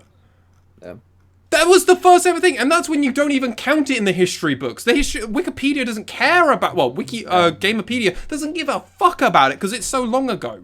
So Yeah, I just think that 4 best of 5s back to back again, and 3 of them being against teams they haven't managed to pick up a win against. and also Burning Core, you can't even give them a free real estate against them. I do think they have an edge. I do think they have a huge edge against Burning If Core. they finish, in a if they best of finish in 5. 4th, if they finish in 4th, they're probably finishing facing. Oh, they'll face the Hawks or the right? Jesters, which But that's doesn't gonna work the out, third but- place team get priority pick? They Yeah, do. you do. Yeah. So they're going to face Burning Core because you're Oh, that's true. Yeah, that's true. Well, yeah. So if they, unless that's if they CGA end up in decide to do 4th. crazy thing again, and then But they just don't care. So yeah, the thing is, the question is, do I expect them to challenge? Absolutely. Yes, I I agree. think you'd be stupid to assume otherwise. And can they would it be a hard run? Sure, but teams have made it before consistently, and like the best teams in the world from most range of regions have historically done that. Like there are Cinderella stories across the have world been. about it. And I mean, regardless, Clancy, thank you so much for your question. We did not answer it at all because we've already answered it multiple times throughout this podcast, but we took your question and expanded it into what we're assuming. A bit of a sneak peek for our lovely listeners out there on episode 25 podcast, where we're going to go a lot into that in depth for all of our teams. Gentlemen, our a fellow coverer of the LJL, Dr. No himself, has... Doctor's in the house. Oh, the Doctor is in the house. He asked us, who do we think the rookie of the split will be? Now, it's a prediction. This is a prediction. So, who do we predict, gentlemen, to be our rookie of the split? I've already written down my rookie. Now, there isn't many rookies. We've only got 5 this split. Now, a few of them are also substitutes, so it kind of makes things a bit more difficult. But for me, I've decided to go for Yu-Gi-Oh!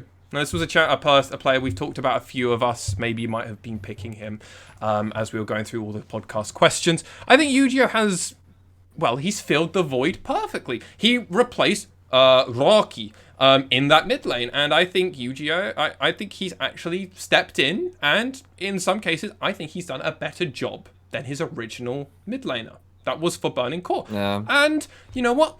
For a showing off, for the first ever split, I think he's done an okay job. He's definitely still a weak link, but you can train that. You can fix that. Hopefully. So, Maybe? Yu-Gi-Oh! Has been the guy which I think, yeah, right now, if you had to give it right now, give it to Yu-Gi-Oh!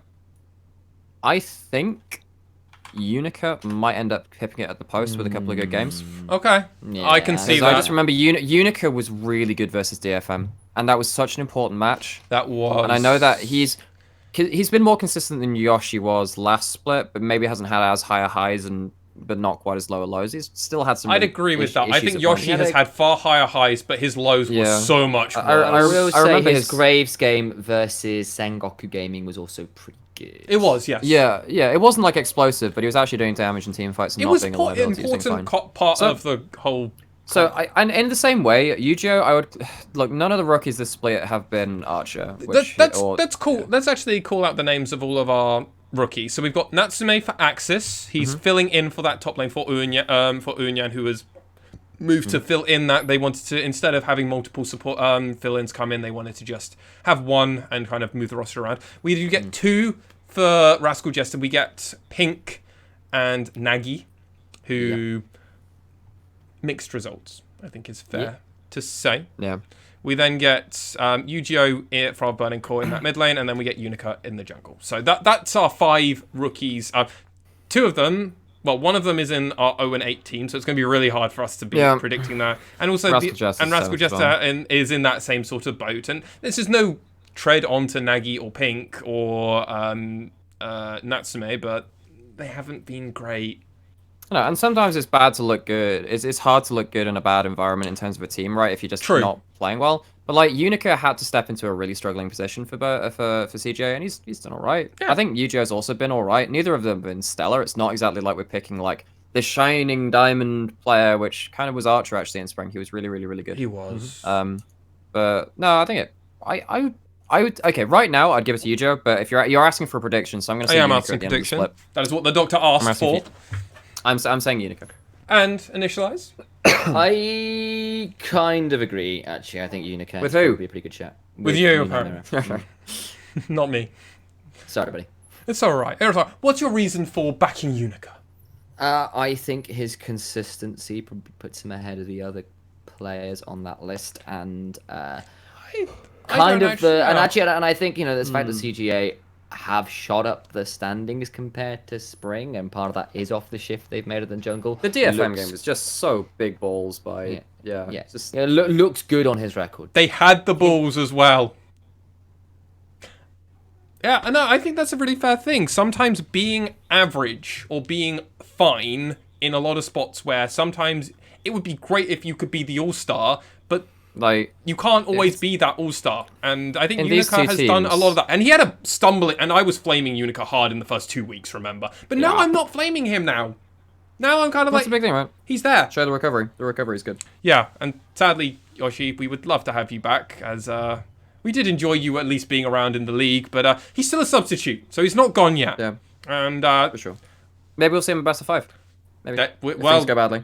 Also Yoshi could be just prepping 1 or 2 champions in the background if they want to do that for drafting reasons, and I think that's going to be an important part potentially moving forward for other teams. I don't think we're going to see it much, but I think someone like CGA are one of the few teams where they can put in someone like Yoshi, who has complete synergy with the rest of the team prior to this. And that's something that I would like to see more of moving forward for our LGL. But gentlemen, that brings us to the very end of our podcast. We've covered a lot in this podcast, and we've actually kept it to a rather concise 2 hours and 6 minutes at the moment. So, you know what? Comparing to what we've sometimes do, we didn't waffle much.